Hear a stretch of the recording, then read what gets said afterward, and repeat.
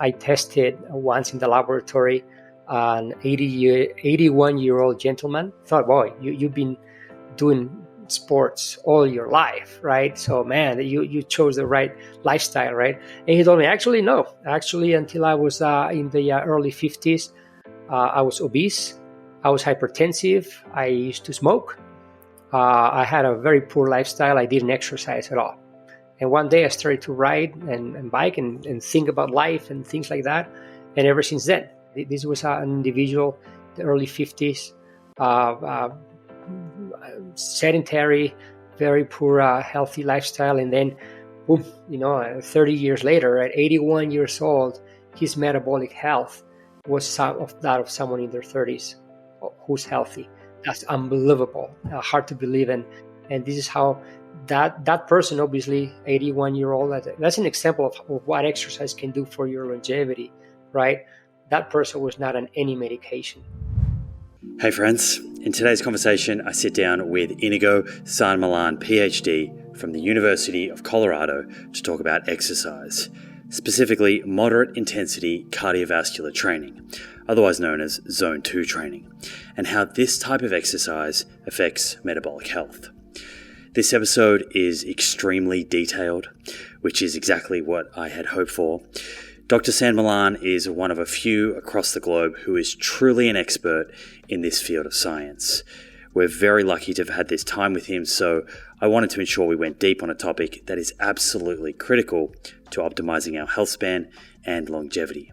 If you do want to skip through some of the more nerdy scientific basis for Zone 2 training and jump straight to the practical stuff, fast forward to about 90 minutes into this conversation where we begin talking about how an individual can set up Zone 2 training. I will also be doing a follow-up episode with Drew Harrisberg, exercise physiologist and regular guest on The Proof, to further summarize the practical takeaways from today's episode on Zone 2 training. So no stress if things don't land the first time. It's a lot to take in over one conversation.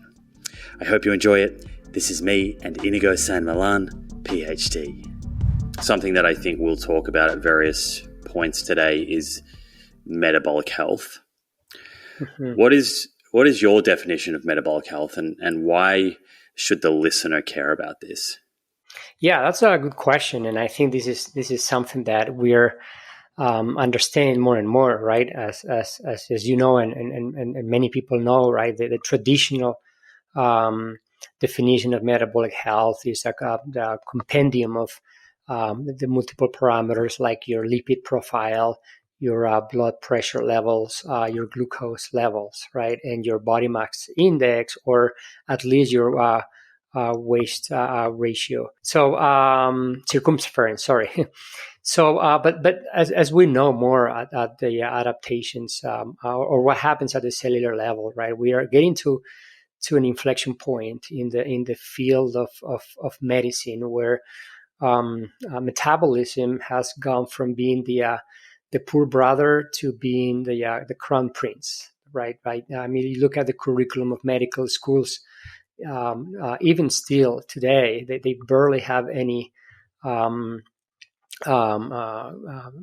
courses, right, or notions of metabolism at the cellular level, while at the research level, the advances have been immense that we can already use to help people as well as to understand diseases at a level that we have never been, right? So this is why metabolic health implies more mitochondrial function, implies also more fitness, implies longevity, right? So people nowadays are not happy just to have good cholesterol levels, right, or good blood pressure, right, or good A1C or glucose levels, right? People want to be fitter, want to live longer, not necessarily in the amounts of years, because we all want more, but to live better, right?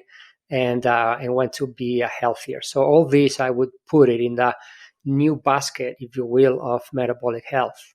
A lot of your work seems to focus on how efficiently we can take the I guess, potential energy in food, be it carbohydrates or fat and turn that from chemical energy into a mechanical energy, contract the muscle and move the skeleton. Do you also consider sort of fuel partitioning? I'm interested in some of Professor Roy Taylor's work. I'm not sure if you're familiar with him and his work looking at type 2 diabetes and this concept of personal fat threshold being sort of integral to metabolic health, in that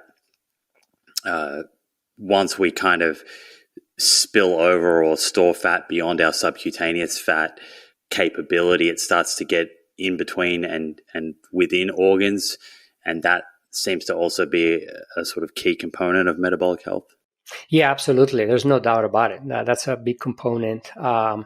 Abdominal fat is highly associated with a cardiometabolic disease, and also there's more and more research. One of the leading researchers is my colleague here at the University of Colorado, Dr. Brian Bergman, with his research in the intramuscular fat, which is highly, and others, right?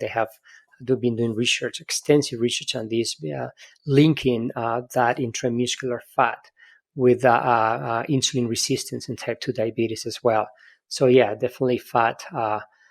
The connection between fat and metabolic diseases is there for sure. And we're doing already in our laboratory, and which we can talk in more detail later if you want. Sure.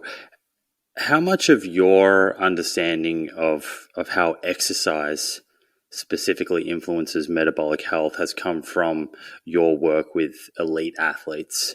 And why are elite athletes sort of a good model for studying metabolic health? Yeah, that's a great question. Thank you. So I always say it's difficult or not very, it's difficult to understand imperfection if we don't know perfection in the first place, right? So and elite athletes are the perfect machines. They are perfection, and they're the Ferraris or the Lamborghinis, right? So from the lessons that we have learned from working with the perfect machines, we can understand or have a reference of what perfection is, so that we can understand imperfection. So this is why I've been trying to bring for a couple of decades into the clinical space, right? To try to understand, to try to bring the lessons that we have learned working with elite athletes, so that we can understand different diseases better, as well as the application of different interventions like exercise, especially, and also even nutrition. How much of the sort of cardiometabolic disease burden that we see today do you feel is explained by sedentary lifestyles and a lack of specific cardiovascular training versus other things like nutrition, which you just mentioned? Yeah, so I'm going to wear my cell physiology background, right, and try to see this from a decrease in mitochondrial function or a decay in the mitochondrial function. So the mitochondria, is, as we know, the powerhouses of the cells, and this is how we have been learning about that for decades, right? However, not until recently, relatively speaking, we've been very interested in mitochondrial function. And now what we see is, like, pretty much no matter which medical field you get into, and you talk to leading researchers in multiple medical fields, everybody's stumbling upon mitochondria, right, and mitochondrial function. Now, when it comes to cardiometabolic disease, there are two main events that happen when it comes to nutrition. One is the metabolization of carbohydrates and fats. So during postprandial conditions after a meal, about 80% of all carbohydrates are burned or metabolized in skeletal muscle, right? And it's time to really call skeletal muscle an organ. It's probably the largest organ in the body. And it's very important to see this, because within skeletal muscle, at rest, carbohydrates, which are turned into glucose in the blood, no matter what type of carbohydrate you have, whether it's good or bad carbohydrates, they're all going to become glucose in the blood, like fructose. Most of the fructose that you ingest is converted by the liver into glucose, right? So all that has to be metabolized, and under resting conditions, about 80% are done in skeletal muscle. And within skeletal muscle, this happens in mitochondria. So if you have a dysfunctional mitochondria or a mitochondrial that is impaired, you're going to have a metabolic challenge, because you're going to have to burn that glucose. And if you don't do it correctly, eventually you're going to have a problem, because that glucose is going to be building up in the blood, causing hyperglycemia, high blood glucose levels. And the pancreas reacts to that, because it's dangerous to have high glucose levels. And the pancreas reacts by releasing insulin. And insulin triggers the transportation of glucose inside the cell. But it's not just about the transport of glucose inside the cell, which is what we've been hearing for decades, right? The world of type 2 diabetes has been evolved more at peripheral level, if you will, at the level of hyperglycemia, insulinemia or hyperinsulinemia, insulin resistance, even GLUT4, which are the transporters of glucose. They are stimulated by insulin, right? But we need to start talking about pyruvate and about the fate of glucose inside the cell, because this is absolutely key. Because one thing is to transport glucose inside the cell, and the other thing is to metabolize glucose to ATP and energy in mitochondria inside the cell, right? So this is the key aspect. So there's two sort of critical things here we're talking about with regards to glucose and metabolic health. One is the ability to get glucose from circulation into the muscle cell. And you sort of alluded to the fact that that's been the story for a long time. And earlier you spoke about intramuscular fat. And so to my understanding, part of that story has been that as fat starts to accumulate in muscle tissue, it can make it harder to get glucose into the cell. Yeah. But what you're adding and saying is that the story of metabolic health and glucose metabolism and the difference between someone with poor metabolic health and an elite athlete goes beyond that. And we need to begin thinking about, once that glucose is within the cell, how it is being metabolized, which I believe from your work and is something that we're going to discuss, comes down to the function and health of the mitochondria. Exactly. And then the problem is, like, if you don't metabolize that glucose inside the cell within mitochondria, then you have a metabolic challenge, right? And eventually, you're going to increase or you're going to elicit a condition of hyperglycemia, hyperinsulinemia, eventually insulin resistance. But the same thing happens also, or the same metabolic problem happens with fats, because fats can only be oxidized in mitochondria as well, right? So when fats cannot be oxidized in mitochondria, they build up, right? You cannot utilize them as energy, so you store them in adipose tissue, but you also store them adjacent to mitochondria in the muscle, right? And that eventually increases the reservoir or the deposits of fat inside muscle, right? Which is, again, as I said at the beginning, right, is highly related to insulin resistance, right? And that could be a connection between cardiovascular disease and type 2 diabetes. We know that about 80% of, not 80%, I don't want to say a percentage yet, because we still have to learn more, but a big number of people with type 2 diabetes, they also have cardiovascular disease and vice versa. And this is what's been now termed more like a cardiometabolic disease, right? Because it's the combination of both diseases, right? So this is what probably a big nexus for this is, it happens in mitochondria. Let's define the term metabolize. I know that term gets used a lot, and it's certainly sort of widely used within the literature talking about mitochondrial health and energy metabolism, but we may take it a little bit for granted, and perhaps someone's wondering, what does that actually mean to metabolize something?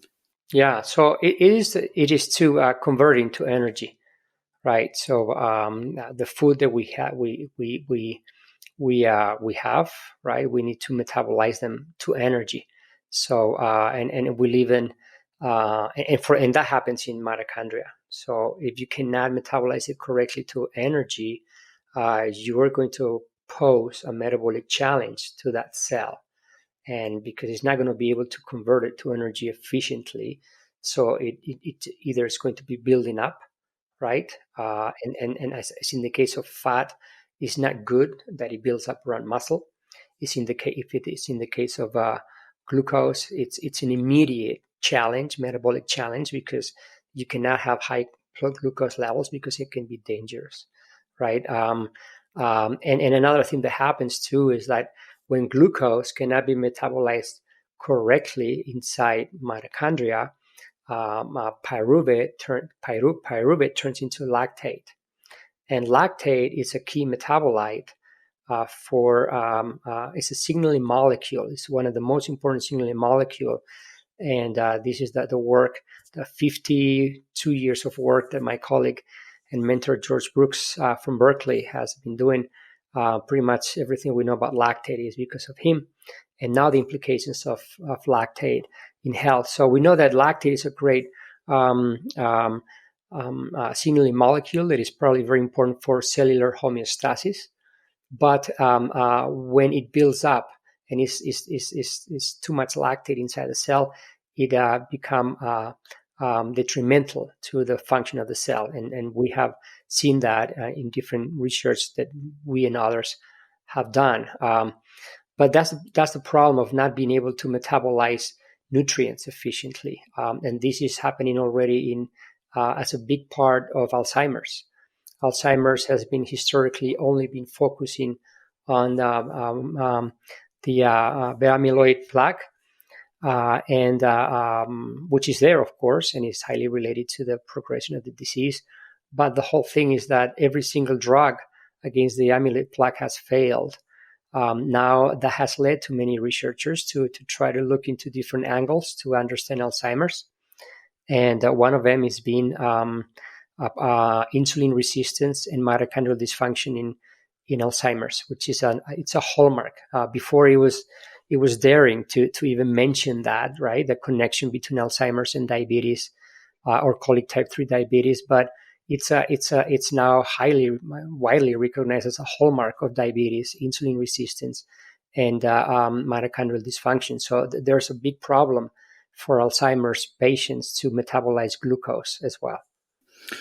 I want to put a pin in lactate and come back to it once we've kind of walked through the different energy systems that the body is using and how this may change at sort of different exercise intensities. I know there's a whole sort of lactic acid story, and I've heard you before sort of clarify a few things. So I think it's important that we do come back to that. Another term I want to define here, Inigo, at the outset that is thrown out a lot is metabolic flexibility. What does metabolic flexibility actually mean? Yeah, so the term metabolic flexibility, it's not a new term. We are starting to use it more, right? But it's a term that it was coined over 25 years ago by Kelly and Mandarino, as well as Goodpaster, and even before that, in the late 1700s, it was thanks to the work of Lavoisier, who started to look into aerobic metabolism, and so he started everything related to cellular respiration. But the term metabolic flexibility, in a very simple way, is the ability of humans to burn fat and carbohydrates and to switch back and forth. So when there is a carbohydrate availability, like elite athletes, for example, or fit individuals, they can use them very rapidly for energy purposes. and they metabolize it very rapidly. When there is not much carbohydrate availability, then you switch very well and very efficiently to utilize fatty acids for energy purposes. Or when you're fed fatty acids, you can metabolize them very well, right? And all that happens in mitochondria, or most of that happens in mitochondria. At rest, everything happens in mitochondria. During exercise, it can happen in the cytosol. So it's inside the cell, but not in mitochondria, right? Because you can use it through the aerobic glycolysis. But during rest, under resting conditions, everything happens in mitochondria. So that's, again, it's at the epicenter of metabolic flexibility. So people who are metabolically inflexible, there are people who cannot metabolize fatty acids or glucose properly, right? And therefore, as we mentioned earlier, it's going to pose a metabolic challenge because it can increase blood glucose levels on one hand, as also increase the fat deposits in the muscles as well as then in the adipose tissue. Inigo, is it those things that are driving the increased risk of conditions like fatty liver disease and type 2 diabetes and cardiovascular disease? Or is it the building up of lactate and other changes that are occurring? Or is it sort of a coalescence, so to speak, of all of these factors? Yeah, I think there's a lot of multifactorial, right, in these processes of diseases. But many of these elements are acting or working together. I really think, and it's my opinion, that everything starts by a mitochondrial decay or a mitochondrial dysfunction. And where, as we mentioned, you cannot metabolize nutrients efficiently, which can lead to disease because, again, hyperglycemia and increased fatty acid storage. But the core question for that is like what causes that mitochondrial dysfunction, right? So what happens in mitochondrial dysfunction? The main element that we know, besides infections or besides mutations that can happen, right, at the level of acquired decay of mitochondrial dysfunction, is lack of physical activity is the main mechanism. In the same manner that we know that the only thing that we know that exists to improve mitochondrial function is exercise. The same thing happens when there's lack of physical activity. Mitochondrial function is going to decay. So when you have, as we have, an immense majority or immense amount of population who are not physically active, you have a lot of mitochondrial dysfunction or decay happening in this population, combined with an excessive amount of food that we have. So that's an explosive mixture, right, that eventually it is going to lead to disease, right? So if you have a poor mitochondrial function and you add more glucose or carbohydrates, you're adding, you're just adding gasoline to the fire. And likewise, and this you're going to see rapidly because it's an immediate metabolic challenge. You need to deal with that right away, right? Because you're going to have high blood glucose levels, but with the fat, it's not an immediate challenge. It just is stored, but it keeps being stored, and down the road, it's going to lead to disease. But I think everything happens by a mitochondrial decay due to a lack of physical activity. Right. So for the average person in Western developed countries, the current lifestyle is kind of stoking this metabolic fire in two directions. One is that lack of stimulus to keep the mitochondria healthy, and as you say, leading to mitochondrial decay. And I know that your work has looked very specifically at how can we exercise with intent? How can we provide the best stimulus, which we're going to get to, which is the practical side of this conversation. But then the fire is also being stoked through the consumption of a diet that is leading to excessive calorie consumption and frankly, I guess, energy toxicity to an extent, too many calories beyond the person's requirements. You've mentioned the word aerobic a few times, and we've been speaking about mitochondria. And when I hear the word aerobic, I think about oxygen. I think about energy being produced in the presence of oxygen, and this occurring in the mitochondria. Can you explain how this works? I think that most people appreciate the importance of oxygen in sustaining life, but maybe do not fully appreciate how oxygen is involved in the production of energy.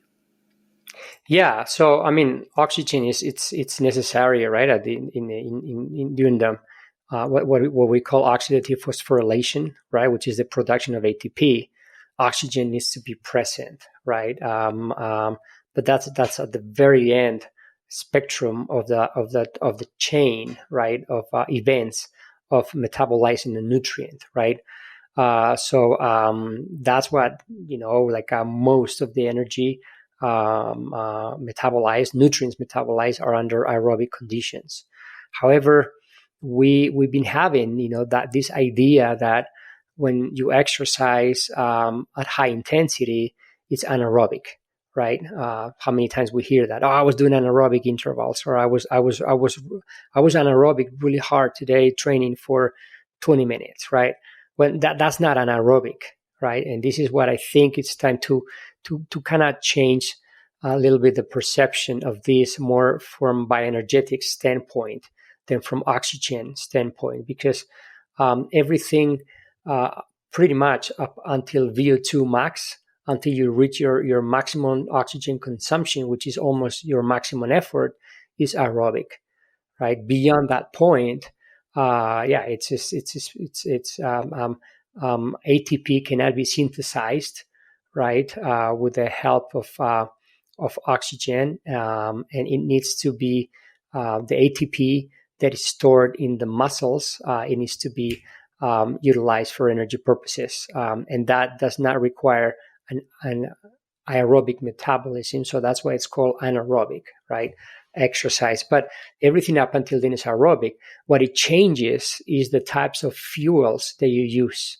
So within the big range of aerobic metabolism, you can use a lot of fatty acids and then not much carbohydrates, or you can use a lot of carbohydrates and not much or not many fatty acids, right? So that's the key point. What is the fuel that you're using, right, within the whole aerobic realm, because that's going to determine what is going to be the metabolic outcome, as well as for bioenergetic stimulus and cellular level. What are you going to stimulate? What metabolic pathway? What type of bioenergetics are you going to stimulate with one exercise intensity or another, right?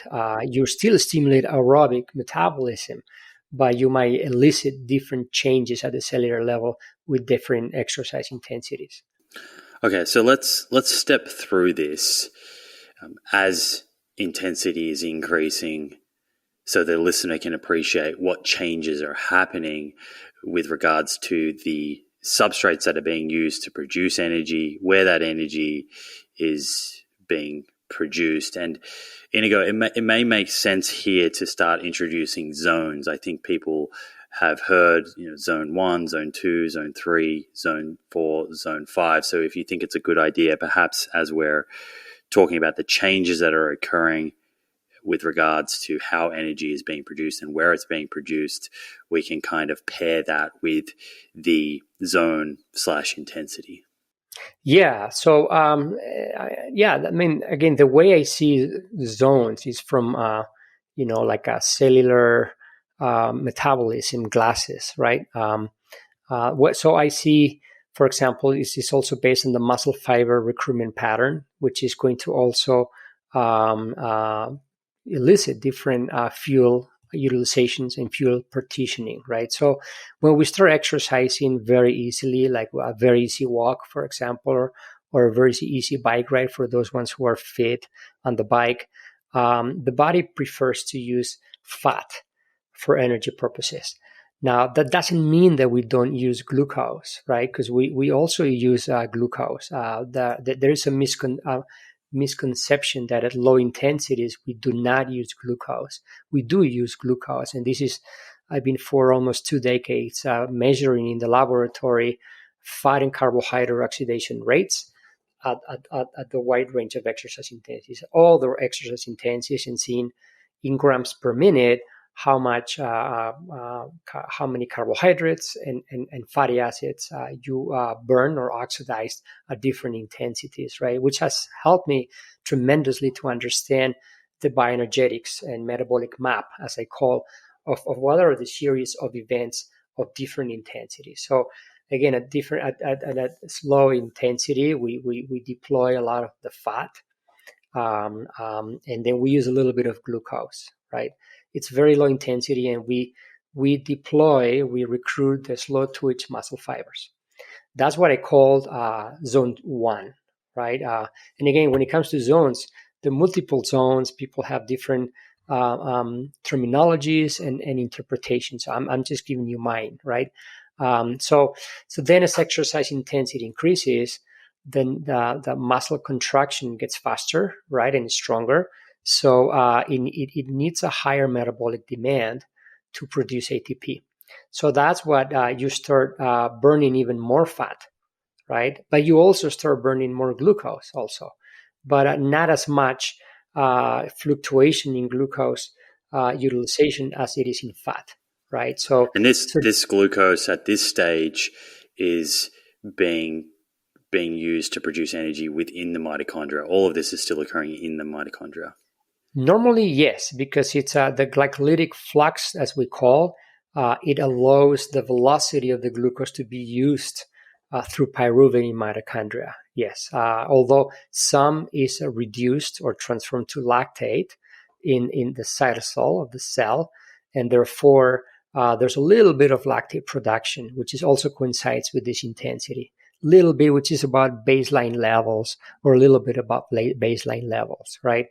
But this is where at this intensity that I call zone 2, this is where you reach a point where you oxidize the highest amount of fat, right? And this is a key point because fat is oxidized exclusively in mitochondria, right? So when you reach a point where you achieve the maximum fat oxidation, is like, yeah, you're putting those mitochondria to work at that bioenergetic system, which is the fatty acid oxidation and oxidative phosphorylation to the max. So this is what I use this zone to prescribe exercise, as this is what I see, that this is where you oxidize the most amount of fat. So we can see in many people, when we do this test in the laboratory, we can see that this we can translate this into heart rate, for example, or into pace, or into power, so that is the exercise intensity that releases the highest fat oxidation. Then we continue increasing the exercise intensity, and the metabolic demand, it becomes even larger, right? So you need to produce ATP faster. And this is where there's an inflection point where fat cannot continue producing ATP at the same rate as before. So this is where glucose is called in at a higher rate, because ATP from glucose is produced significantly faster than from fat, right? So that's when glucose starts to be recruited. And then you see in the laboratory at this intensity, you see that fat starts to drop significantly. There's a significant drop in fat oxidation, and there's a significant increase in glucose oxidation or utilization. And at the same time, you see also an inflection point also for lactate, because lactate and glucose go together. As I was saying earlier, it's about glucose flux. The higher the glucose flux into the cell, the higher the lactate accumulation, right? So this is what's starting to happen in this zone 3 that I call, which is a transition zone before we enter a whole different bioenergetic terrain, which is glycolysis, right? What the glycolytic system. So this is when exercise intensity is now so hard that fat can no longer provide ATP or be a substrate for ATP production, right? And this is when you need to start deploying carbohydrates and glucose. And this is what we see, that at this intensity, fat oxidation completely disappears. It's gone. At the same time, you see a big increase in glucose oxidation and a sharp increase in lactate because of the glucose flux. And this is also what lactate also has the endocrine, paracrine, and autocrine functions. So the endocrine function of lactate is that when accumulates in the cell and cannot be metabolized in mitochondria, it goes to the blood. And it goes to the blood, it inhibits lipolysis, which is the breakdown of fatty acids from adipose tissue. So when it inhibits lipolysis, you're not going to be able in the first place to bring the fatty acids to the muscles to be burned, right? And then secondly, and we have published this recently 2 years ago, that we saw and we demonstrated that lactate as an autocrine function, it also inhibits the fatty acid transporter. So in the muscles, fatty acids, they have a door, which are the CPT1 and CPT2. In mitochondria, outside and inside mitochondria, they transport fatty acids, right? So lactate inhibits both doors. So when you have a high glycolytic flux and you use a lot of glucose, the fat disappears for several reasons. First, because of necessity to produce ATP, right, at a faster rate. And second, because the actions of lactate on both adipose tissue and also on the transporters for fat. So it's a way to a feed-forward mechanism, right, to kind of get fat out of the way and say, hey, fat, you're done. Your job is done. Now we go into glucose. And this is what I call the zone 4, right? Or people call also lactate threshold, although there are many interpretations of lactate threshold also, or FTP, functional threshold power, etc., right? And then, but all this is aerobic. All this is 100% aerobic metabolism, right? Although this is what I was mentioning earlier, the misconception is like we're already in the anaerobic state, and that's why people call it anaerobic threshold, right? We're still aerobic, right? Then we move on into the next phase, which is it's an intensity that this is where you reach your VO2 max. This is an intensity where you max your aerobic capacity, right? Your lactate, it's off the chart. Your glucose utilization and the glucose flux in the cell is off the chart. There's no fat oxidation either, but you're at the intensity where you have the highest aerobic capacity, and this is the VO2 max, and I call that the zone 5, right? And then lastly, I call the zone 6, which is pure anaerobic. This is where we're talking about sprinting or about efforts that last 2 or 3 minutes, right? Where that oxygen that you were referring to earlier is not enough, or even glucose is not enough to synthesize ATP, and then the muscles, they need the ATP that is stored in the muscles already without the need of oxygen. Okay, I have a lot of questions. That was beautifully explained. Let me try and summarize some of that, and you can let me know if I've got anything wrong. But at lower intensities, the body is using the oxidative phosphorylation system, this aerobic energy production system, whereby energy is being produced within the mitochondria. And at very low intensities, that's primarily but not exclusively being done by using fat as the substrate. There is some glucose, and that's fat is predominating as the substrate of choice at sort of zone 1 and 2. And then as you start to go up above zone 2, you start to see an increase in the amount of aerobic glycolysis. So using glucose to produce ATP within the mitochondria, and the oxidation of fat starts to go down as you go up from zone 3 to zone 4. But all of this is still aerobic. And then once you go into zone 5, you start to get this anaerobic glycolysis. So we're now able to produce ATP from glucose without the presence of oxygen.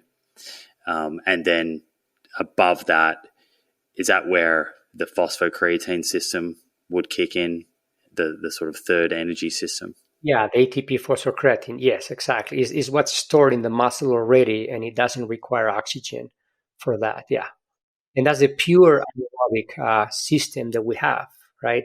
Everything else is aerobic. There are some like sparks of an anaerobic metabolism, right? But yeah, this is like the predominant is always aerobic. So I have a few questions. The first is, for a given amount of oxygen, is it accurate that we can produce more ATP from glucose than from fat? Well, I mean, more rapidly. The important aspect, and this is why there's a transition, right? It depending on the muscle fiber recruitment pattern. The way I would approach it is like how fast you can produce ATP. That's going to dictate the fuel that you use, right? So ATP derived from fat is significantly much higher amount of ATP derived from fat than it is from glucose. However, it's significantly slower.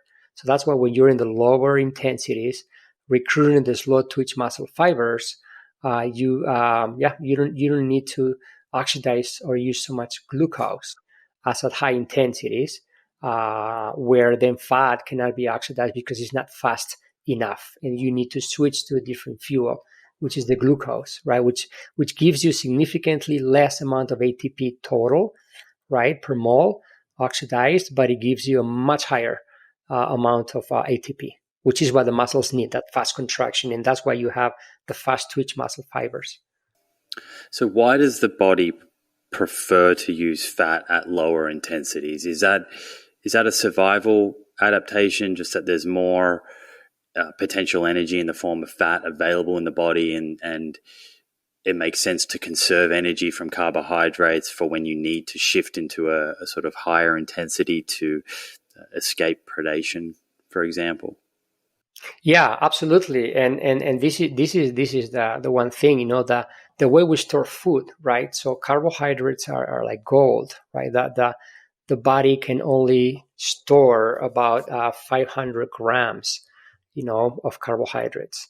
Whereas, so we're talking about that's 2,000 calories, whereas the skinniest individual can store more than 10,000 calories from fat, right? Because fat is everywhere, right? It's kind of, in a way, fat is kind of an unlimited source of fuel, right? Whereas carbohydrates or glycogen, right? That's how we store carbohydrates, as you know. So glycogen is a very, very small storage compared to fat. So that's why it's gold. And this is why, we just, as our evolution, we're aerobic creatures. We're slow in general creatures, right? We walk a lot or we run at a low pace, right? And that we can even beat horses in long endurance, because we're more efficient.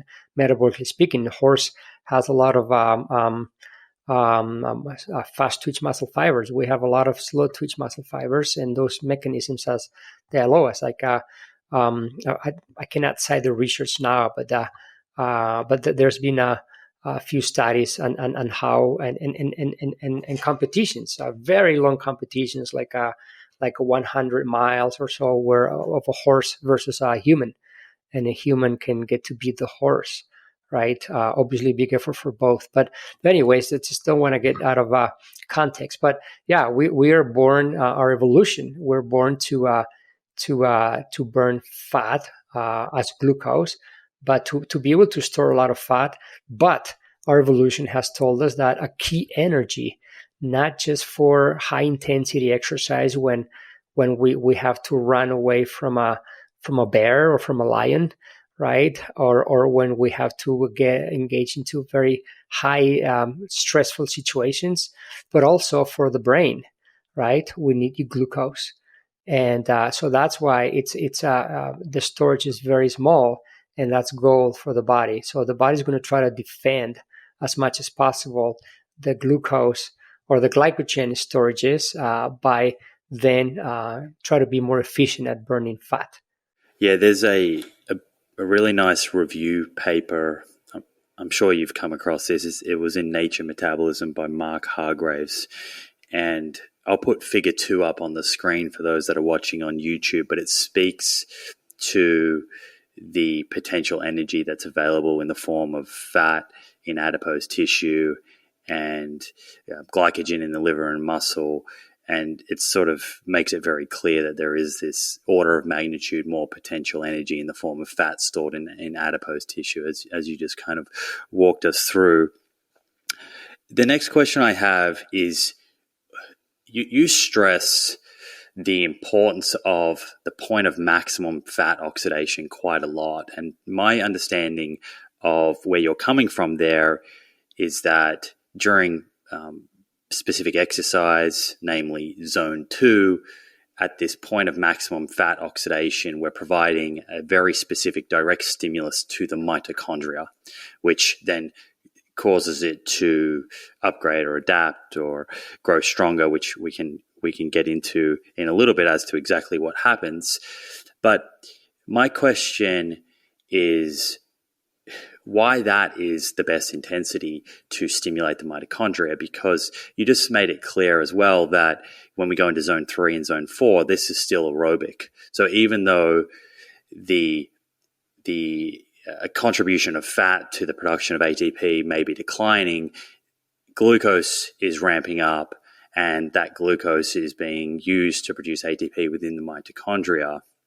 So why is it that we're chasing a stimulus to directly target the production of ATP from fat within the mitochondria, as opposed to just the total amount of ATP that's produced within the mitochondria, regardless of whether it's coming from fat or glucose? I'm not sure if I articulated that well. Yeah, that's a great question, and it's a complicated, and we're still trying to really answer it, I guess, in a more articulated way, right? And in a more scientific way, if you will, right? So, what I have seen from 30 years of work with athletes, with patients, and research is that that's the intensity when I started using it, and by no means I'm saying I invented zone 2, because that who knows who started. I just say that my zone 2, the way I see it, I started using it 30 years ago, and this is what I first saw looking at lactate clearance capacity. That intensity was the one that improved the most lactate clearance capacity and performance. So lactate is it's a mitochondrial substrate, because lactate can only be oxidized in mitochondria or be converted back to pyruvate to be oxidized in mitochondria. So lactate is a great proxy or surrogate for mitochondrial function. Then about 18 years ago, I started to add fat and carbohydrate oxidation rates in the laboratory, and to measure, as I mentioned earlier, fat oxidation. And I could see also that intensity was the one that improved fat oxidation the most, right? So that's what I developed this indirect methodology to look at or to assess mitochondrial function in a non-invasive way without doing muscle biopsies. So by looking at lactate and looking at fat oxidation, both are mitochondrial surrogates or mitochondrial substrates, right? So we can indirectly measure that.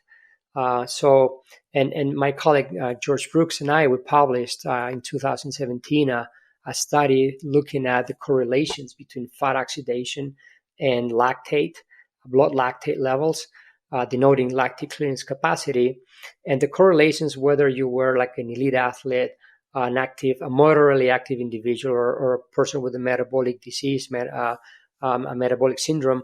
The correlation was incredibly high.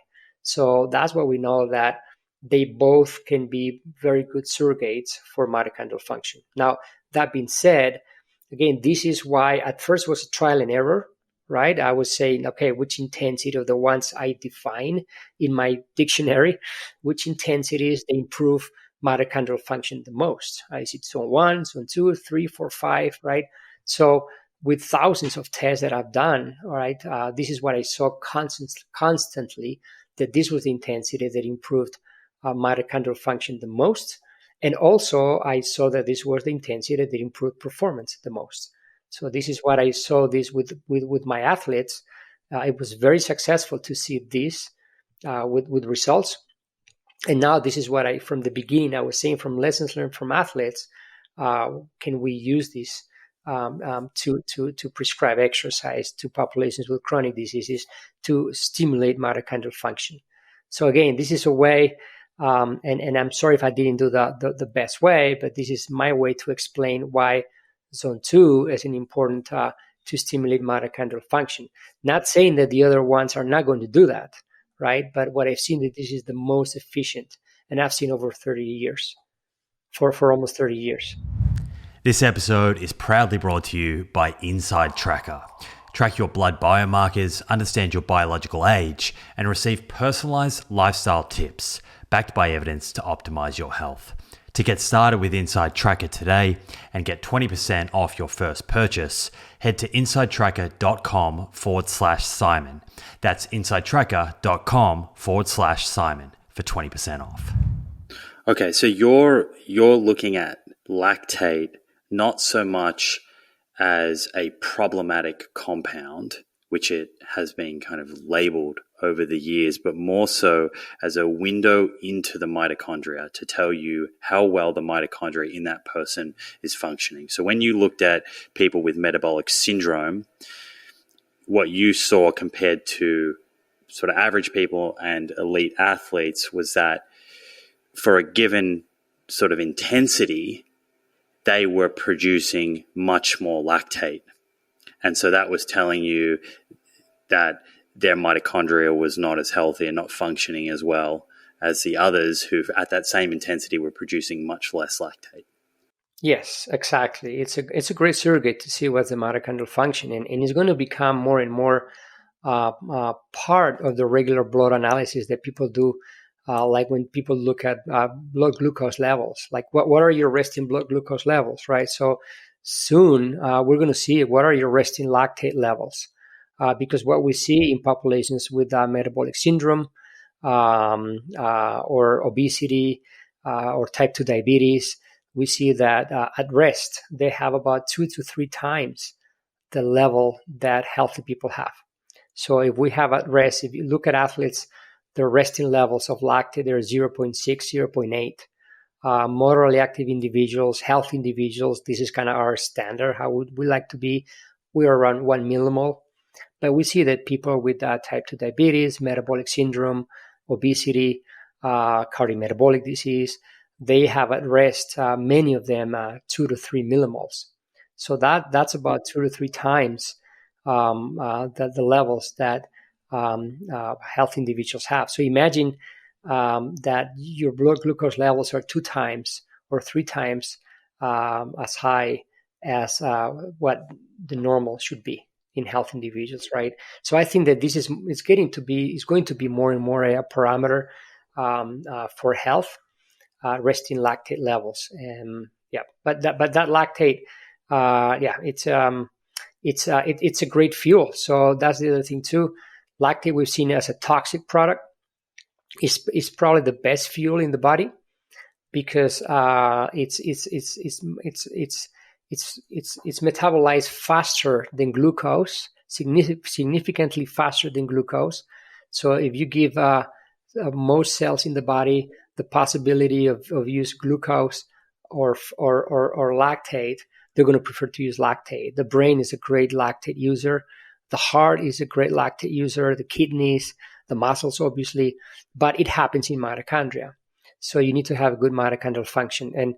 And the problem is not, when it comes to exercise, it's not the lactate, but it is the hydrogen ions associated to lactate, which elicit an acidic microenvironment in the muscle. This is the other thing that we see in cancer. The famous now tumor microenvironment, which is the microenvironment around cancer cells, which is very acidic. And that's a niche for cancer growth, for carcinogenesis, for metastasis, right? That it's a big area of research now. And that tumor microenvironment and that acidic microenvironment is caused by lactate from the tumor cells, which is dysregulated.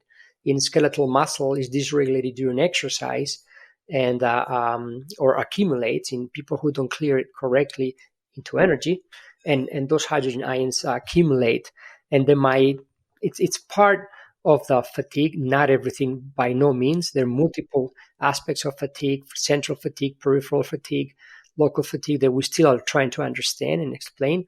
But this is a part of that where excess of hydrogen ions from lactate can impair both the speed and the force of muscle contraction.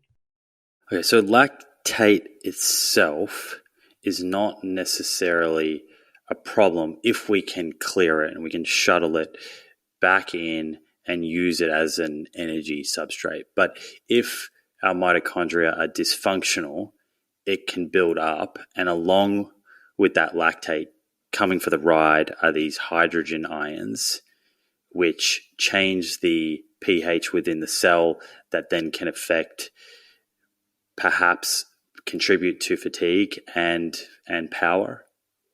Yes. And when it comes to disease, it's lactate. It's highly related to disease. When it accumulates chronically, because during exercise, lactate, even in a person who is not fit, lactate is going to accumulate fast.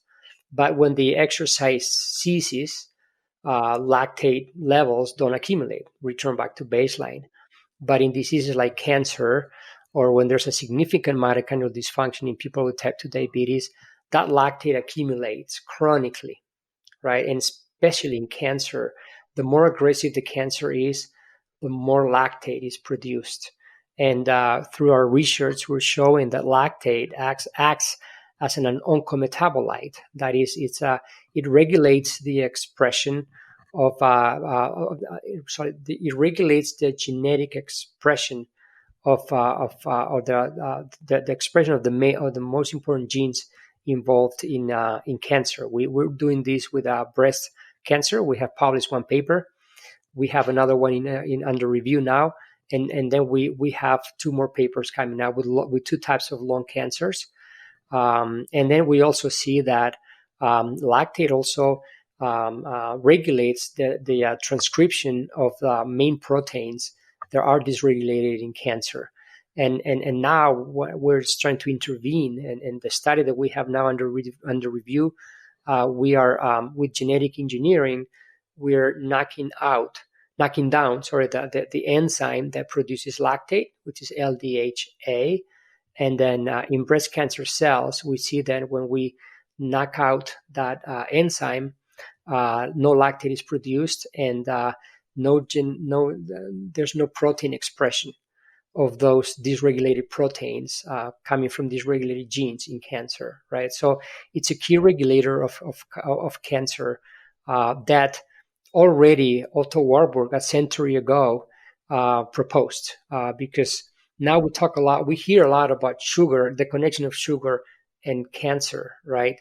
And that comes from the renaissance of the Warburg effect. So Otto Warburg discovered in 1923 that cancer cells, they utilized a lot of glucose.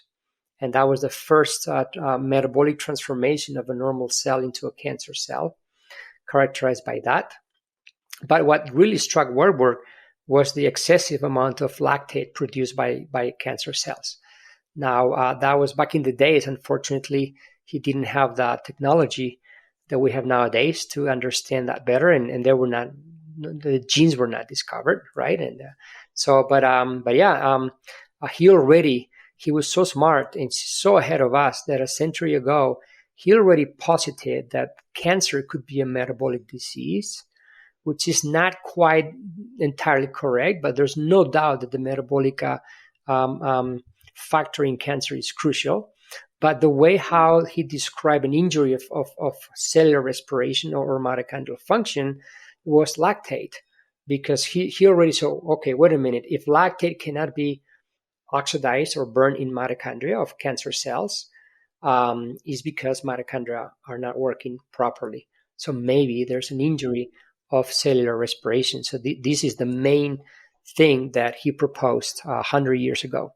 Yeah, that's fascinating, and some cutting edge sort of insights, I guess, into where the world of cancer research and treatment might be headed from a metabolic health point of view. My head is sort of thinking at the moment about two different ways of keeping lactate down, and I'm sort of wondering if you've been able to elucidate this from your research, looking at elite athletes or looking at zone 2 training interventions. Is it that elite athletes have a greater capacity to clear lactate, or are they just producing less lactate because they're better at oxidizing fats? Mm-hmm.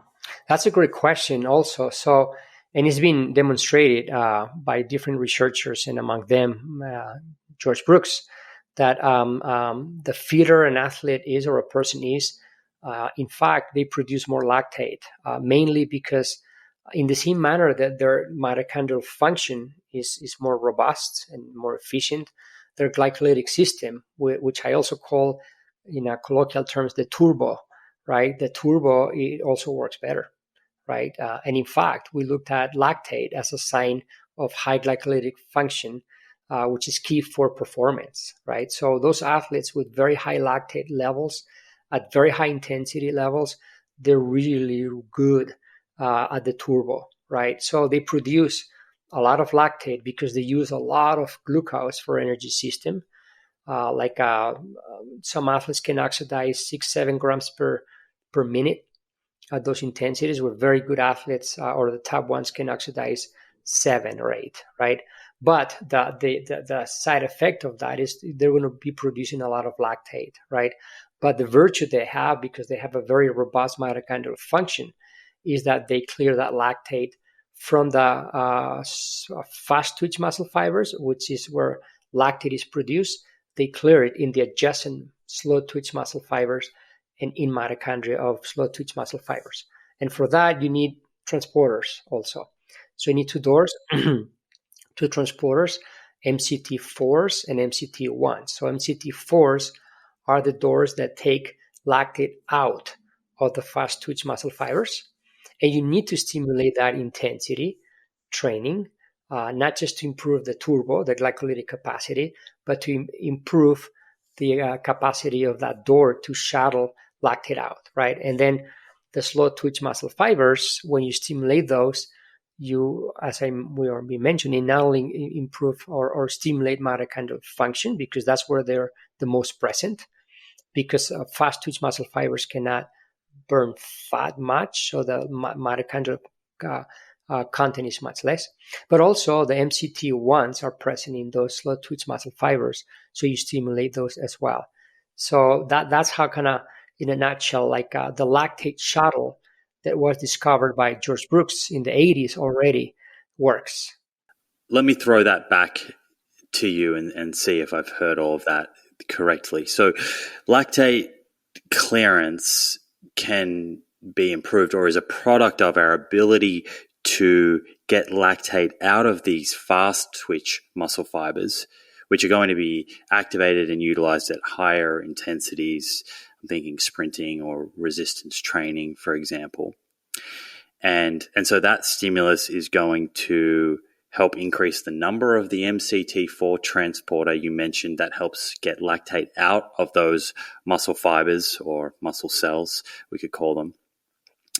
And then the lower intensity work, so zone 2, which is mostly stimulating the slow twitch, slow to fatigue muscle fibers, muscle cells, is acting in a way to increase the MCT1 transporter in those cells. So you get this sort of nice push-pull, I guess, lactate clearance system where if you're doing the right training sort of modalities or intense training at the right intensities, have the right stimulus in place, exactly, you can get the lactate out of the fast twitch muscle fibers, get it back into the slow twitch muscle fibers, which keeps lactate levels down and also acts as an energy substrate. Exactly, absolutely, and this is why the way I see training or exercise prescription is that, right? It's like from a bioenergetic standpoint, and as I always say, which energy system you want to stimulate today, right? So that's where it's partitioning of cellular bioenergetics through exercise, and we're talking about two completely different systems: the glycolytic system and the oxidative phosphorylation system, the lactate shuttling system out of the cells, and the lactate receiving cells, right? The type 1 muscle fibers. And everything is different intensities of exercise are going to elicit different adaptations and different responses. So therefore different adaptations. But we are talking that all this happens within an aerobic world, right? So still everything that we're talking about here is aerobic, right? So you can produce plenty of lactate under aerobic conditions. So again, it's just that's how it's important when you prescribe exercise, whether it's for an athlete or for a fitness enthusiast or for longevity purposes or for patients, to really identify training zones, because whatever you exercise, the intensity that you exercise is going to stimulate one pathway significantly more than the other, right? So yeah, you want to really target and want to know what you want to do.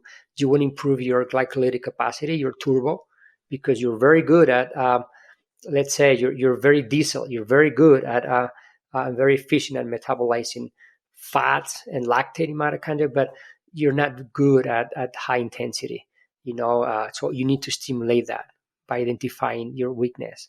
But for health purposes, that's more maybe for performance. But although we lose glycolytic capacity as we age, and we want to kind of maintain some of that or a big part of that, but for health purposes, the main problem that happens as we age for longevity purposes is a mitochondrial decay. As we don't exercise as much as when we were kids, it's a mitochondrial decay.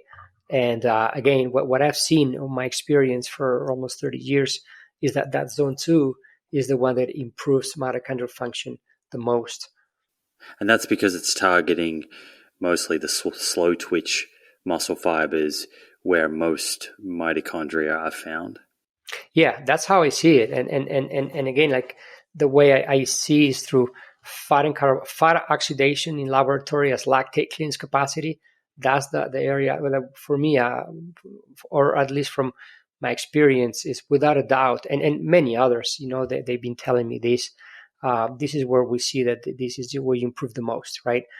We might be wrong, and maybe in 20 years, 30 years, we might be talking about their different methodologies of training or different understanding. Sure, of course, right? Things evolve, but that's my experience that has been working very successfully with elite athletes, with some of the best athletes in the world, as well as at a clinical level. I've had a very good experiences with people with chronic diseases when it comes to exercise prescription. I want to get into all of the practical elements of zone 2, and we can perhaps kind of further define it. But just quickly to close off on this conversation about lactate clearance, on the MCT4 side of things and the stimulus to activate the fast twitch muscle fibers and increase MCT4 so you're better at clearing lactate from those muscle cells, are we talking about zone 4/zone 5 training here? Exactly. Yeah, this is where you have to stimulate the turbo, right? That glycolytic capacity, right? So that's where you improve not only just the glycolytic pathway, the whole glycolysis, right, which is faster and more efficient, right? Therefore, the turbo, right? But you also improve those MCT1s because, lactate is the mandatory, obligatory byproduct of glucose utilization.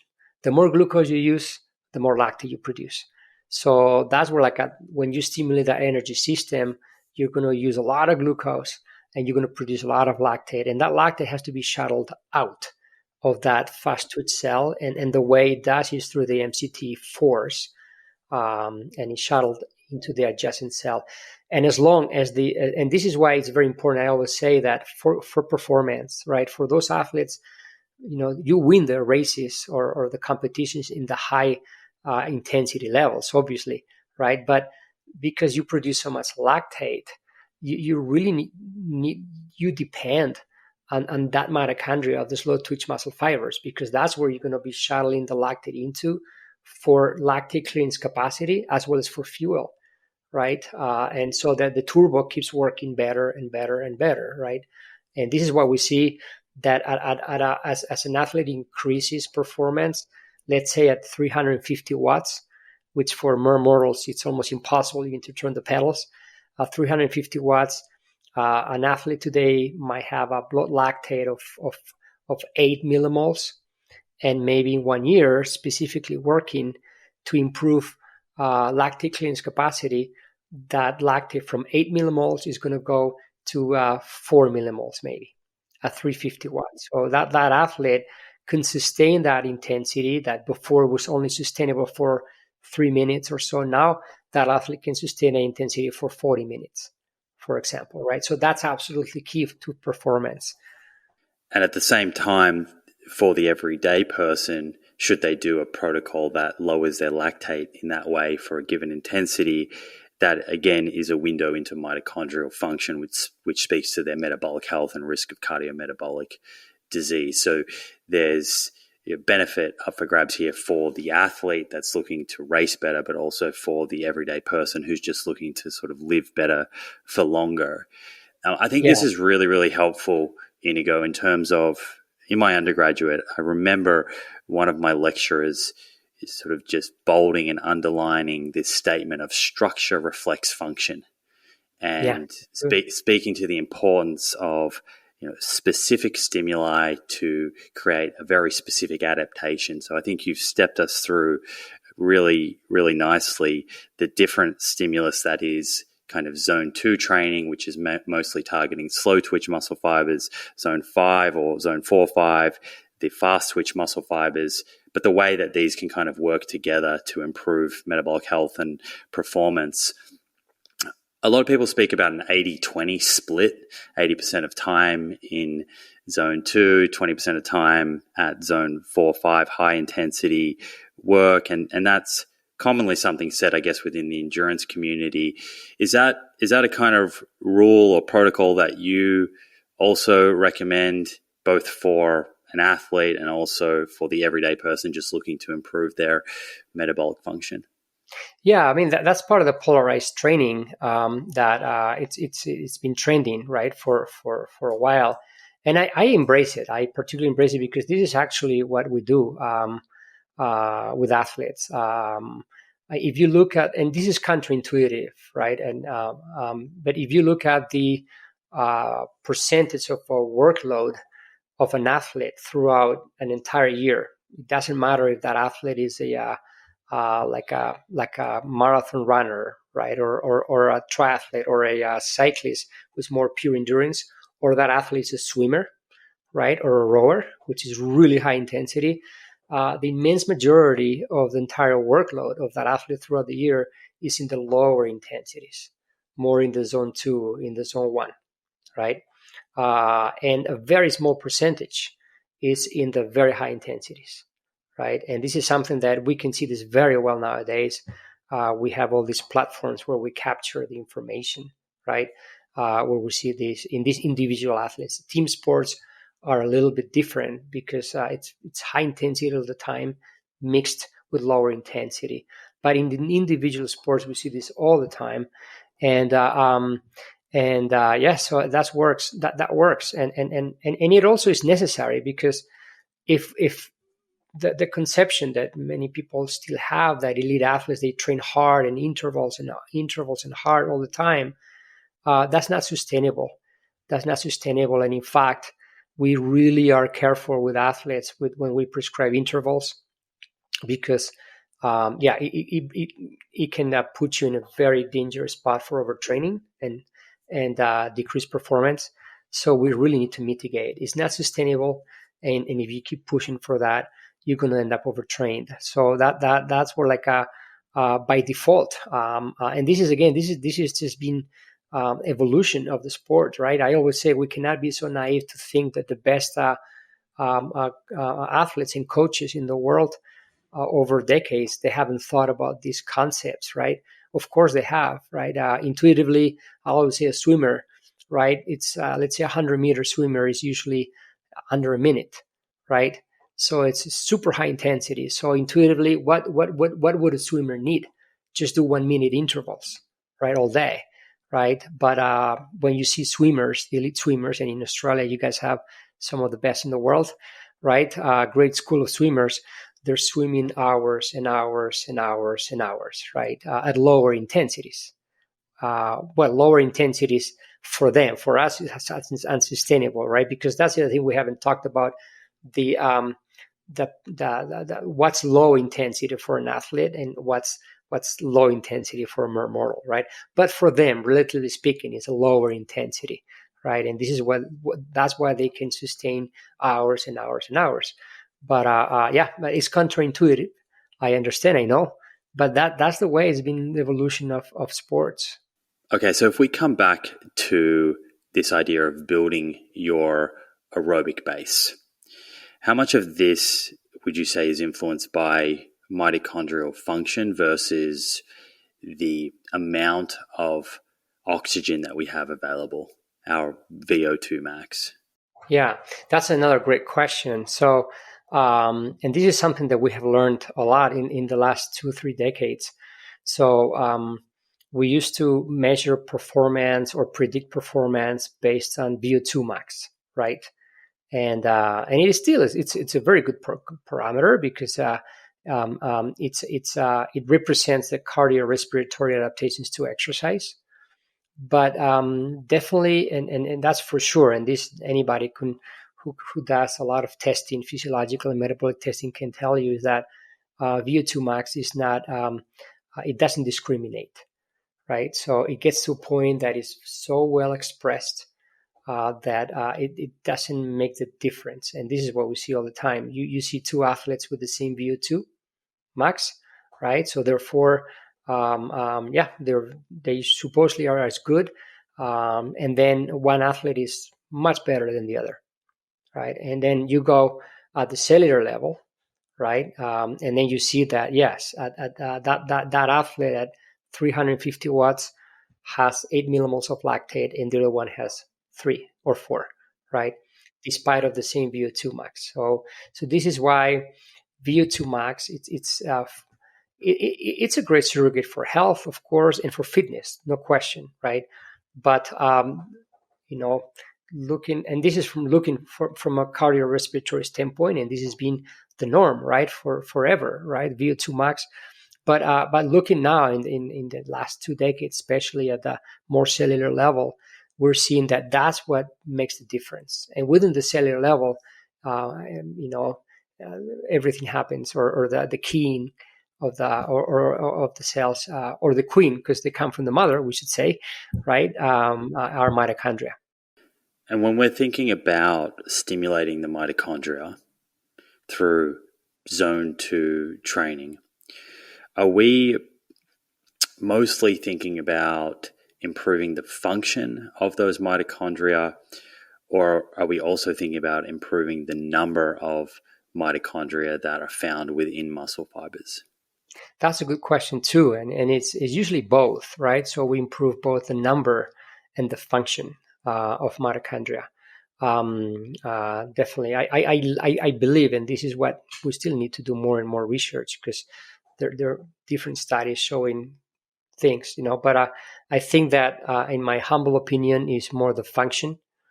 But they usually go together, right? You see mitochondrial content in type 2 diabetics or obese individuals is significantly lower than in moderately active individuals. And when you put those athletes there is this great researcher that was from Pittsburgh, Toledo. He started doing these studies with mitochondrial function. That was 20 years ago, but not many people listened to him but he was looking at people with obesity and looking at the mitochondrial content in the muscle. And after, I believe it was like, forgot, 6 months or 5 months of aerobic training. Back in the days, they still talk about aerobic training. We still do, right? They improved their, they tripled the number of mitochondria. So in the same way that you reduce the number by being sedentary, you can increase the number of mitochondria and the size. They tripled the number and the size of mitochondria, and the function also was significantly improved. So all things come together. Yeah, so that's worth sort of underlining that we're not born with a set number of mitochondria that's fixed for life. We can do something about this. And if I heard correctly, if we've lived 1, 2, 3 decades living a very sedentary lifestyle and lost a bunch of mitochondria, if we then commence exercise, particularly specific exercise, and do the right dose and frequency, which we'll get into, we can actually build new mitochondria and bring some of these back. Yeah, absolutely. And this comes within the plasticity of skeletal muscle. I mean, we're still focusing on skeletal muscle, right? Although it happens also in the heart and in the brain too. But the plasticity of skeletal muscle is extraordinary. So it can deteriorate over time for sure, and it will if you don't do exercise, and something that we see on the outside of people who don't exercise. But also it can improve significantly over time, as we see also, from the outside of people, But imagine what happens in the inside, right, at the cellular level. Yeah, there's an incredible amount of improvements that happened at the cellular level. So, yeah, and it comes because, the body at the end of the day is very wise. And we humans, we haven't evolved to become sedentary. Our genes are still, made to be active, right? And being sedentary has been a byproduct of progress, as opposed to be the norm. But unfortunately, we've been growing, with this notion then being sedentary or healthy sedentary has been the norm, and doing physical and being physically active is being a control, right? Or it's an intervention, right? With the real intervention for us humans as part of the evolution has been to become sedentary, which is leading to disease. So this is what so a lot of research data in medical research for decades they've been using as a control the healthy sedentary individuals, when we know that the immense majority of those healthy sedentary they are going to become populations with diseases. And we have a very interesting study that we are putting the manuscript together with really cool findings of sedentary people who are healthy. They don't have any clinical conditions, and they already have significant metabolic dysregulations compared to people who are active. Moderately active, not elite athletes. So we're already seeing that 15, 20 years probably before they have some disease, we already see signatures, markers of metabolic dysfunction and mitochondrial decay. Right, and one of those, I'm assuming, being lactate as an early predictor of disease. Yeah, lactate is an early predictor. We're looking doing this by looking different markers in the muscle, doing muscle biopsies, right? And metabolomics. We're looking at a lot of metabolites that are happening in mitochondria, and looking itself at mitochondrial function, right? Where we do is like we get a muscle biopsy and we inject it. We homogenize the mitochondria of those subjects, and we directly inject in mitochondria different substrates. We inject fatty acids, we inject carbohydrates, amino acids, and we see how mitochondria metabolize those, right? So we see there are significant differences already in sedentary individuals, and also some transporters that I cannot say yet until we don't publish it, but there's a key transporter that is significantly downregulated that can be 10 years, 15 years ahead of type 2 diabetes. That is already a signature and could be a hallmark of this population who are sedentary. That's exciting. Sounds very promising. I look forward to reading about that. What you were talking about earlier about the sedentary lifestyles we're living and the deterioration that occurs with that reminds me of a quote from Frank Booth. I'm sure you know him or have come across his work. He said that the current human genome requires and expects us to be physically active for normal functioning. And I think a prior guest, Paul Taylor, shared that with me on my show, and it's kind of stuck in my mind. We have already great examples of very primitive civilizations that still exist in our world. Right? And there are especially two populations, the Hasda hunter-gatherers in Tanzania, and also the Tsimane hunter-gatherer population in Bolivia. Right, so they're very primitive populations. They don't have any contact, or they haven't had any contact forever with civilization. They haven't even evolved. They have the same tools and the same dresses as they had, like 1,000 years ago, 2,000 years ago, right? So. And then there are a few researchers. There are two, especially Poncer and Kaplan, who just went into these tribes and started to study the incidence of diseases, as well as obesity, body fat percentage, their habits, how much time they were exercising a day, and as well as what was their nutrition. So those are the real primitive civilizations, right? So the rate of obesity among these populations was about 2%. We're talking about now overweight or obesity in our Western, or not Western, our civilized world, right? Is somewhere between 50 and 70%, right? Type 2 diabetes in this population was 1%.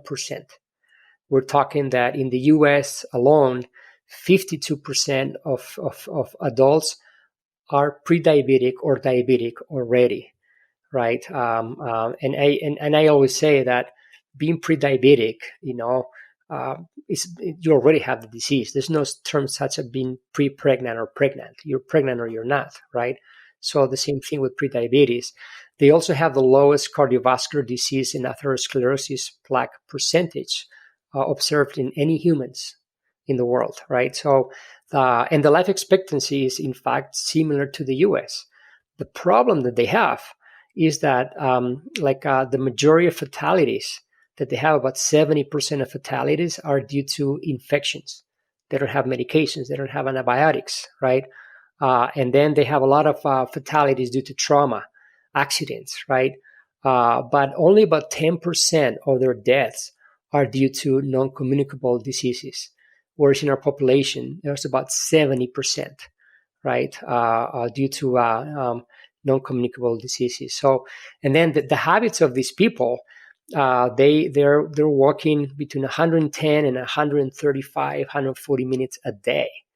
So, the American Heart Association, American Medical Association, all these associations, they're saying about the famous 150 minutes a week, right? That's pretty much what they do a day, right? And then we look at their diet, and they're pretty much plant-based diet. They're hunter-gathered populations. They hunt whenever they can, probably like the people in the Paleolithic, right? We have the idea that people in the Paleolithic, all they were 180 meters or 6 foot tall, and super strong, and they could hold a bear with one hand and a lion with the other one and eat him alive, right? That's probably not true, right? They were probably very slim, very fragile people who were just surviving and didn't have the strength to overtake a lion or a bear, right? But they were hunter-gatherers. They could hunt whenever they could, but in the meantime, hey, they had plant-based diet. And the diet in these people is somewhere between 60, 65 and 70% in carbohydrates, right? Which is about 34, 33, 30 to 35% higher than the US in carbohydrates. And they have about 15, 25% protein and only about 10, 14% fat. So this is the paradox, right, of these populations who have almost non-existent levels of obesity, of type 2 diabetes, of cardiovascular disease, and yet they have very high concentration of carbohydrates in their diets. Yeah, it sort of puts to rest this idea that carbohydrates or glucose are inherently bad for metabolic health. That must be something that you, as someone who is so close with the research in this area and conducting your own studies, you must shake your head when you come across those sort of claims. Yeah, and I always go back to the same thing, and it's just like, if you don't have good functioning mitochondria, and if you have carbohydrates, that's bad. That's as I said earlier, that's adding gas to the fire. That's going to make your condition worse because you need to metabolize it, and therefore, yes, for someone with a poor mitochondrial function, maybe a more protein based diet and carbohydrate, reducing it is needed. Right? But if you are a healthy individual, you exercise, you're good, like these populations that I described, right? They do in one day what is the recommended for in our civilization for 1 week, which, by the way, very few individuals get to meet the 150 minutes required per week, right? So these people, I would love at some point to travel to these areas and do a muscle biopsy of these populations and see their mitochondrial function, because I'm very sure it's going to resemble a lot to those that we see in very fit individuals who exercise a lot, and they have the same eating habits, right? Eating a high carbohydrate diet, low fat, and moderate in protein. I'm glad that you brought up that point about pre-diabetes, and I think that's another one worth kind of underlining, that metabolic health or metabolic disease and dysfunction, I should say, it's more of a spectrum. Would you agree?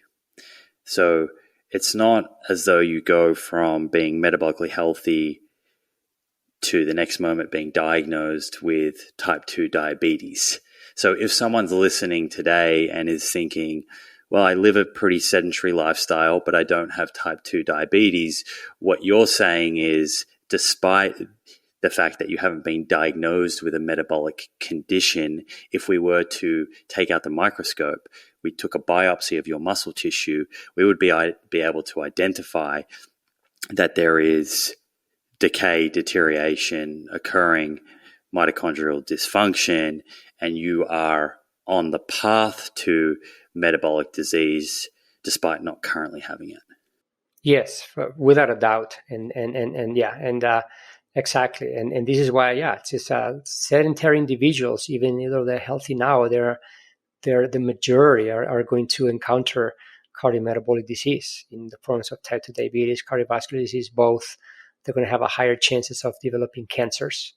There's more and more data around cancer. At this point, there's a lot of epidemiological data, more than scientific cellular data, of what being sedentary does to you, or obese, right? So being obese or being sedentary, it can increase about 50% chances of many cancers, right? So that's absolutely astronomical, right? But we're still trying to find that more, right? But yes, we know that also Alzheimer's, people who are sedentary, they have higher risk for Alzheimer's and all-time disease, and this is also, you and I you sent me yesterday an article, right, about cardiorespiratory fitness, right? And cardiorespiratory fitness is highly associated to a high risk of all-cause mortality, more than any other disease. Yeah, in that paper that I sent you, there was a bunch of really interesting findings. Some that stood out to me were the fact that the higher the subject's cardiorespiratory fitness, in that that paper. And that paper was looking at, I believe, over 700,000 US veterans. But the higher their fitness level was, all the way up to elite, the lower their risk of death during that follow-up period. But one of the really interesting things that kind of stuck out to me was the authors sort of calculated what someone could achieve if they went from low fitness, so essentially the most sedentary people, just to moderate fitness. What would that do to their risk of death? And they found that would halve someone's risk of premature death, just going from low fitness to just moderate, and that could probably be achieved with 150 minutes of moderate intensity cardiovascular training a week, or zone 2 training. Yeah, absolutely. And I've seen, I'll tell you an example that it's incredibly inspiring, and it was even hard. It was very hard to believe, but it's true. So I tested once in the laboratory an 81-year-old gentleman who was cycling world champion of the 80 to 85-year-old bracket, which, believe me, it exists, right? Which is great to see, right? So anyways, I was fascinated because his metabolism, his metabolic efficiency during the test that I do was that of someone in their 30s or 40s, healthy and active, right? It was unbelievable. I keep that test like a treasure, right? Because it's an absolute treasure to see those adaptations, right? So anyways, right away I thought, boy, you've been doing sports all your life, right? So man, you chose the right lifestyle, right? And he told me, actually, no. Actually, until I was in the early 50s, I was obese. I was hypertensive. I used to smoke. I had a very poor lifestyle. I didn't exercise at all. And one day I started to ride and bike and think about life and things like that. And ever since then. So to your point, what you said, right? This was an individual, the early 50s, sedentary, very poor, healthy lifestyle. And then, boom, 30 years later, at 81 years old, his metabolic health was that of someone in their 30s who's healthy. Wow. That's unbelievable, hard to believe. And this is how that person, obviously 81-year-old, that's an example of what exercise can do for your longevity, right? That person was not on any medication at 81 years old. And it was a fit, slim individual. It was hard to believe. So, but hey, this is how the magic of exercise, right? Is if we were able to put exercise in a pill, right, and take it every day, it would be the most sold medication in the history, right?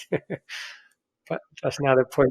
That's a very hopeful, promising message story for people to hear, and I guess speaks to the incredible capacity for the human body to adapt should you provide the right stimulus at any point in time, and that it's never too late to get started. So, and sorry, to your point, it's in our genes, right? And what we say, it's embedded in our genes. So we have the genes. Humans, our genes, maybe in 10,000 years, our genes will evolve to be sedentary.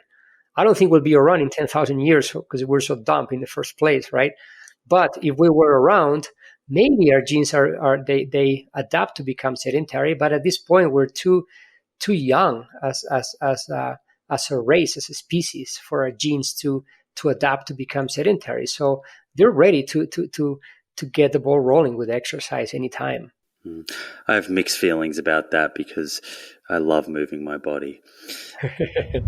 Hey friends, if you'd like to stay connected and reinforce the valuable insights from this show, let's connect on Instagram. You can find me at Simon Hill. That's at Simon Hill. I look forward to seeing you there. All right, let's dive back into the episode. I think it would be a good point now for us to sort of double click on zone 2 and explain to people how they can set this up in their own life, how they can know that they're in zone 2 and how much zone 2 training they should be sort of targeting or working towards on a weekly basis in order to provide enough stimulus to get these adaptations happening that we've been talking about, and then reap the benefits from improved metabolic health. And just quickly, before we get there, you mentioned Herman Poncer. Just as a reminder to the listeners, Herman Poncer was on the show a little while back, so you can go back and listen to that episode and hear all about the heart. Oh, yeah. Wow, and for sure. Yeah, so that was great that you mentioned him. And his book, Burn, is a really good read for anyone that wants to kind of deep dive his work with the hearts. Zone 2, Inigo. Let's define it. I know we probably have earlier in the conversation, but simple definition. What does Zone 2 actually mean? So again, there are probably different definitions. Some of them are closer, other ones are a little bit more separate. I just have my own definition, right? That I've been using for 30 years, and for me that's the exercise intensity where someone can improve mitochondrial function the most. Not the only one, not the only zone, because other zones are going to always be beneficial. Any zone will be beneficial. But from what I've seen is looking at fat oxidation in the laboratory, and lactate clearance capacity as mitochondrial surrogates and as mitochondrial substrates, and therefore surrogates for function. That's what I see. That's how I cannot define in a nutshell Zone 2. I think many of the listeners will be thinking, how do I know that I'm in Zone 2? And there are a lot of different calculations online. There are running tests, there are lab tests, etc. How do you encourage people to think about this? Yeah, that's a great point. So I think that as we're starting to look at exercise prescription for the mass market and for many people, as opposed to just to elite athletes, right?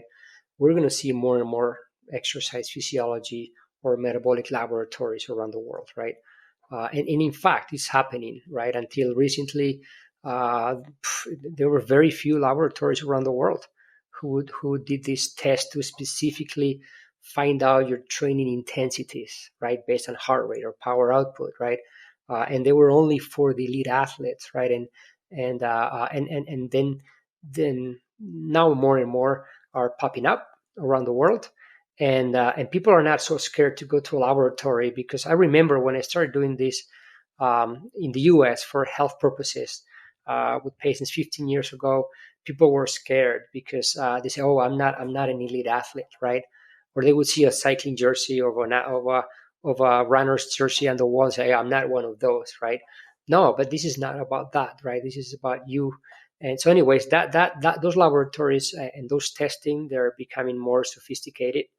And people running those tests, they're all more and more professionals.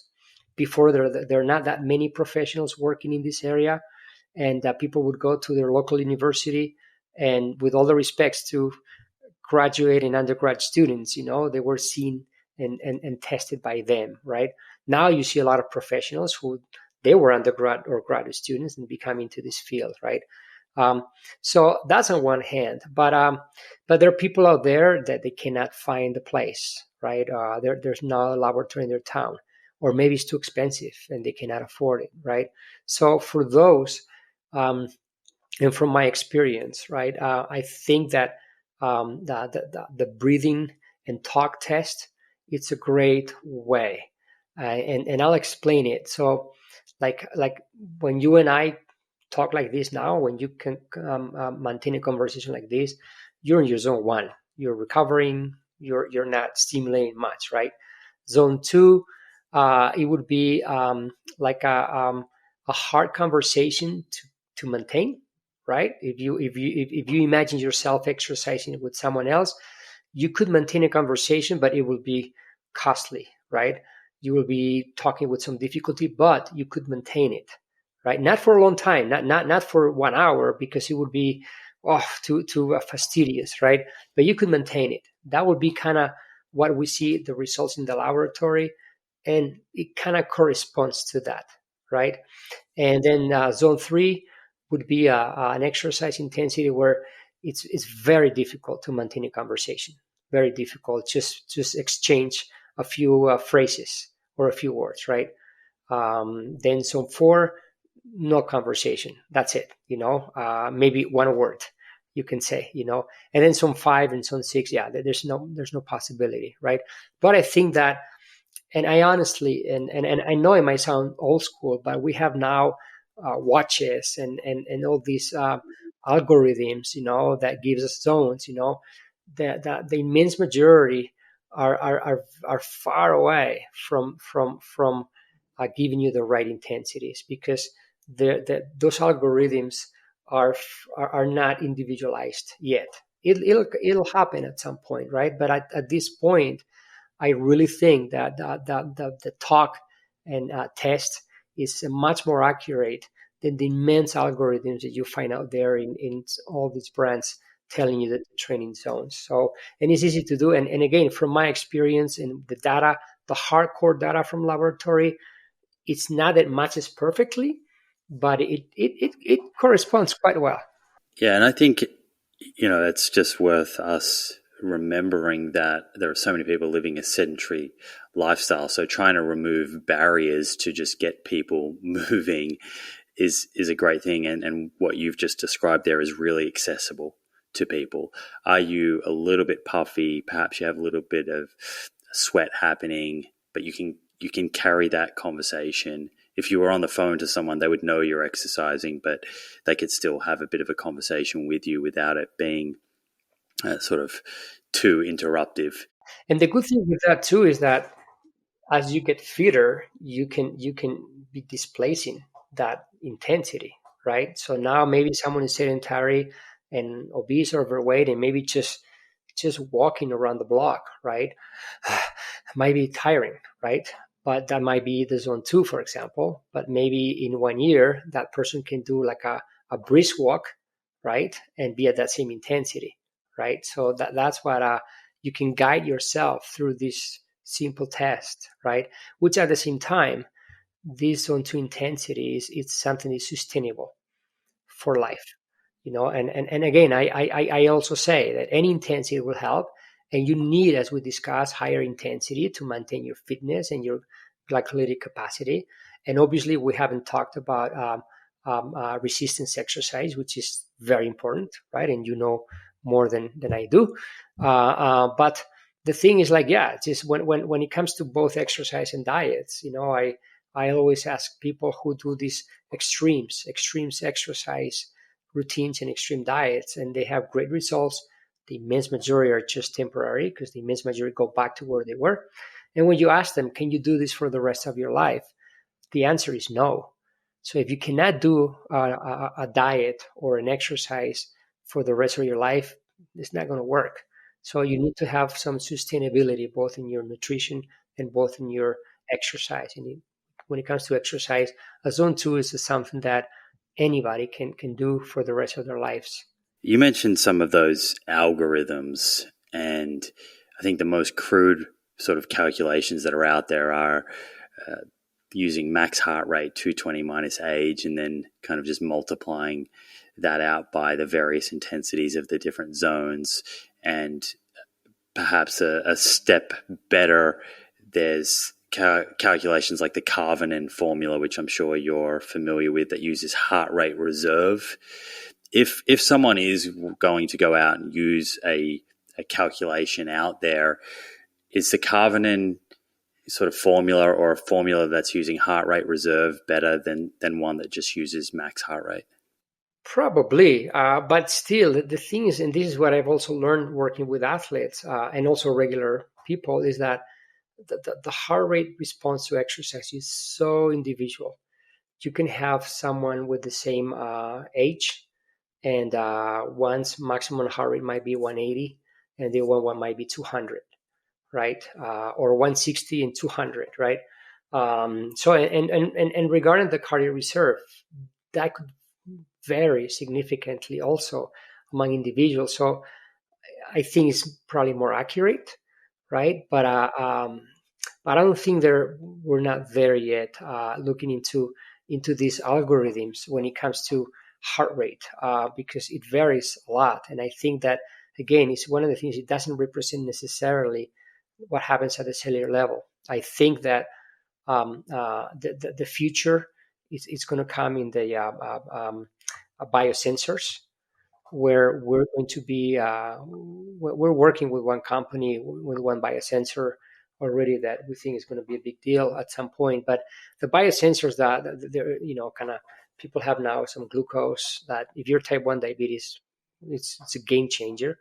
If you're not, it's cool to see how your glucose goes up and down.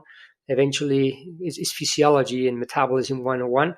And eventually, it's just you can get some education, but eventually you will not using it much because you're not type 1.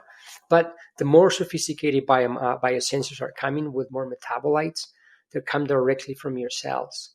And that's where you're going to be guiding exercise in a much specific way.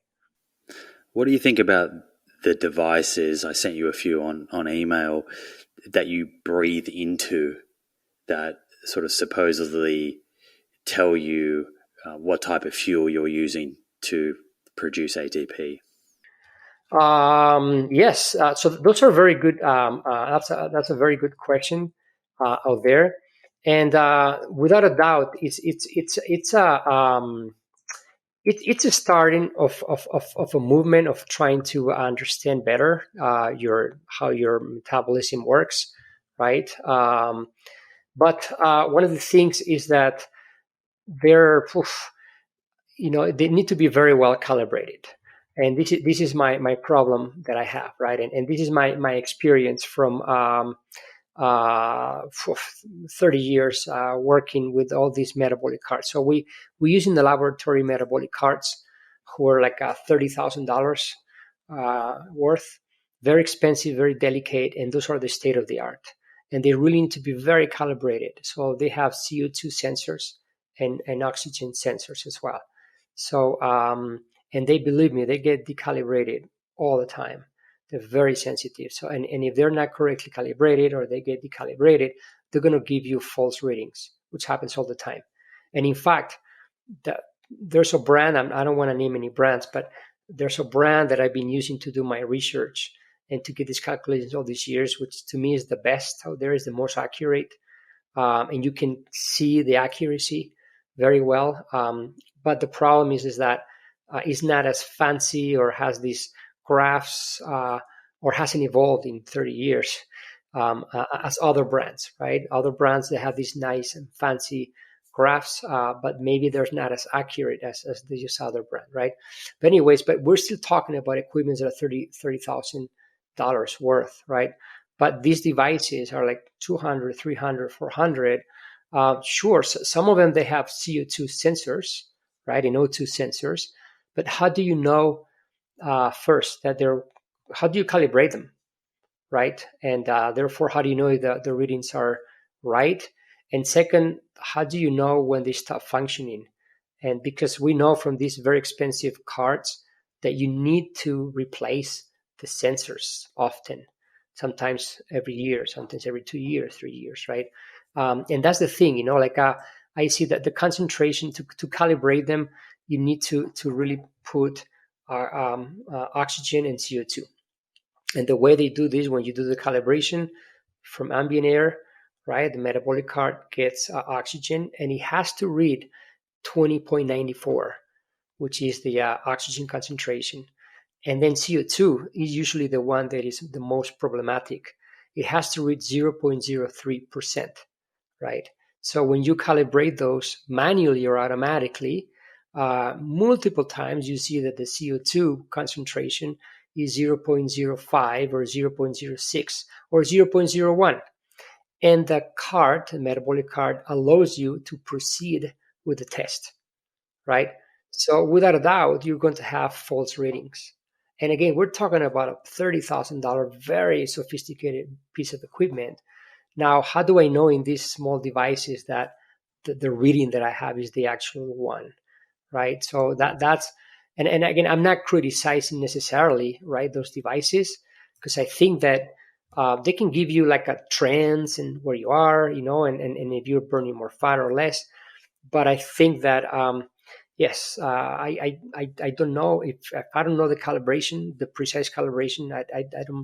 I don't trust it much, and then you go to some of the websites of, not all, but some of these devices, and when you go to a website, you see hack your metabolism or own your metabolism, or the most advanced metabolic machine ever. Like, it's a red flag, right? Because there's not such thing, right? Now you see rings, right? That they go to their website and you go, oh, the most sophisticated piece of metabolic measurement you can have. It's like, come on, it's a ring, for Pete's sakes. That reminds me of the way kind of zone 2 or training at max fat oxidation is often conflated with this magical fat burning zone and fat loss or body fat loss. Is that something that you could clarify for the listeners? Yes, and the thing too is, like, when we talk about this, that's an excellent question too, and I like to address, because when we talk about fat max and fat oxidation, we're talking about very, very, very small amounts of fat that someone oxidizes.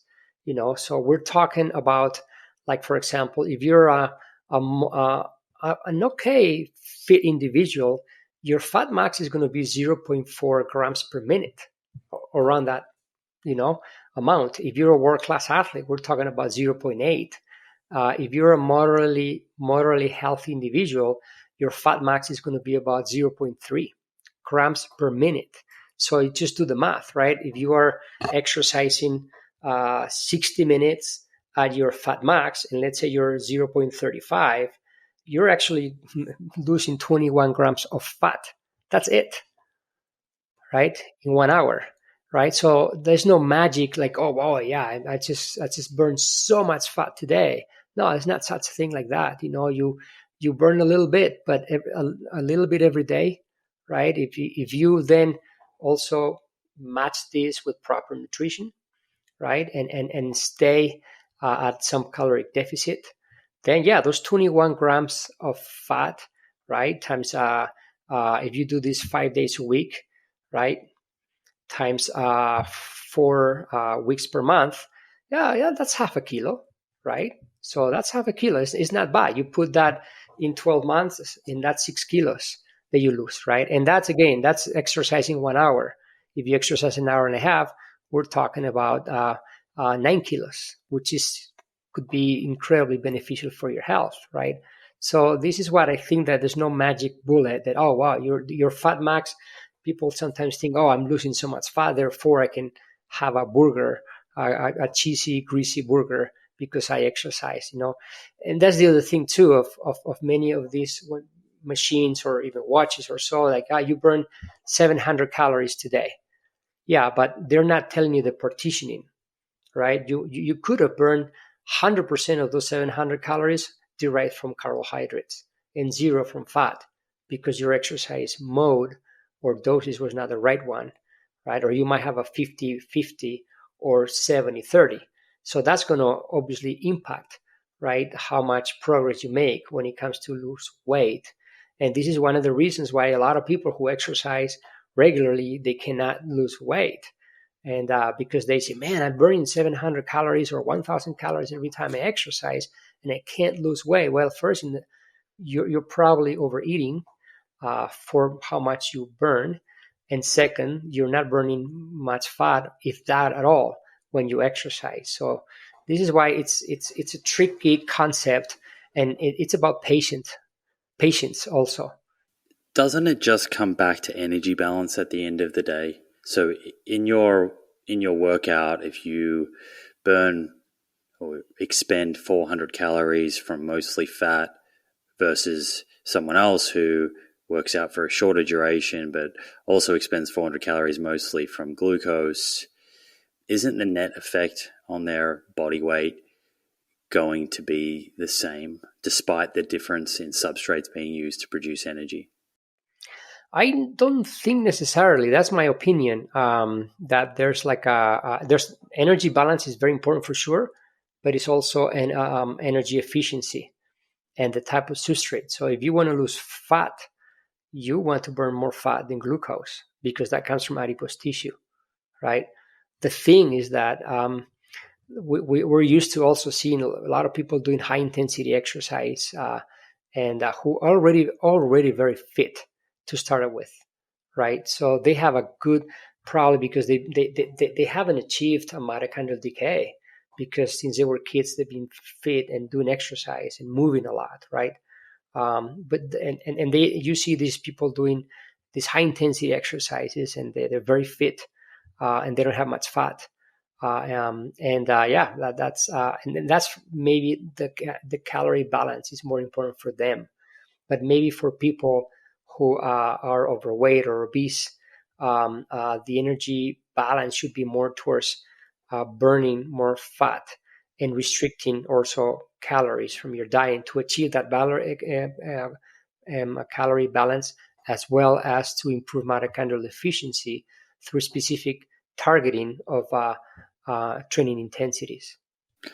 I guess I'd always just looked at the kind of the dietary intervention trials, looking at low carb diets that are high in fat versus high carb diets low in fat, and at least at the 12-month mark, and some of this could be adherence, there doesn't seem to be a big difference in body fat. And the way that I've reconciled that is that the people on the high fat diet, although they're burning more fat or oxidizing more fat, it's dietary fat, not necessarily stored body fat. But that's interesting for me to kind of think about further. Coming back to zone 2, so you've got the talk test, being a little bit puffy, a little bit sweaty. We spoke about those different formulas that are out there, and it sounds like that if someone is using any of those algorithms or formulas, they're still going to want to come back to the talk test and pair the two together. I recently did a VO2 max test in a lab, and through that VO2 max test, they calculated my zones. I know that's different to lactate testing per se. I noted that there's an upper and a lower bound. So for me, zone 2 came out at 129 to 142 beats per minute. Let's just pretend that is my accurate zone 2. And you might say that we need to do lactate testing to get very accurate. But my question to you is, when I am going out and doing zone 2 training sessions, does it matter where I'm sitting in that range? Do I need to get right up to 142 beats per minute at the upper sort of bound in order to get the stimulus that we need to drive these adaptations?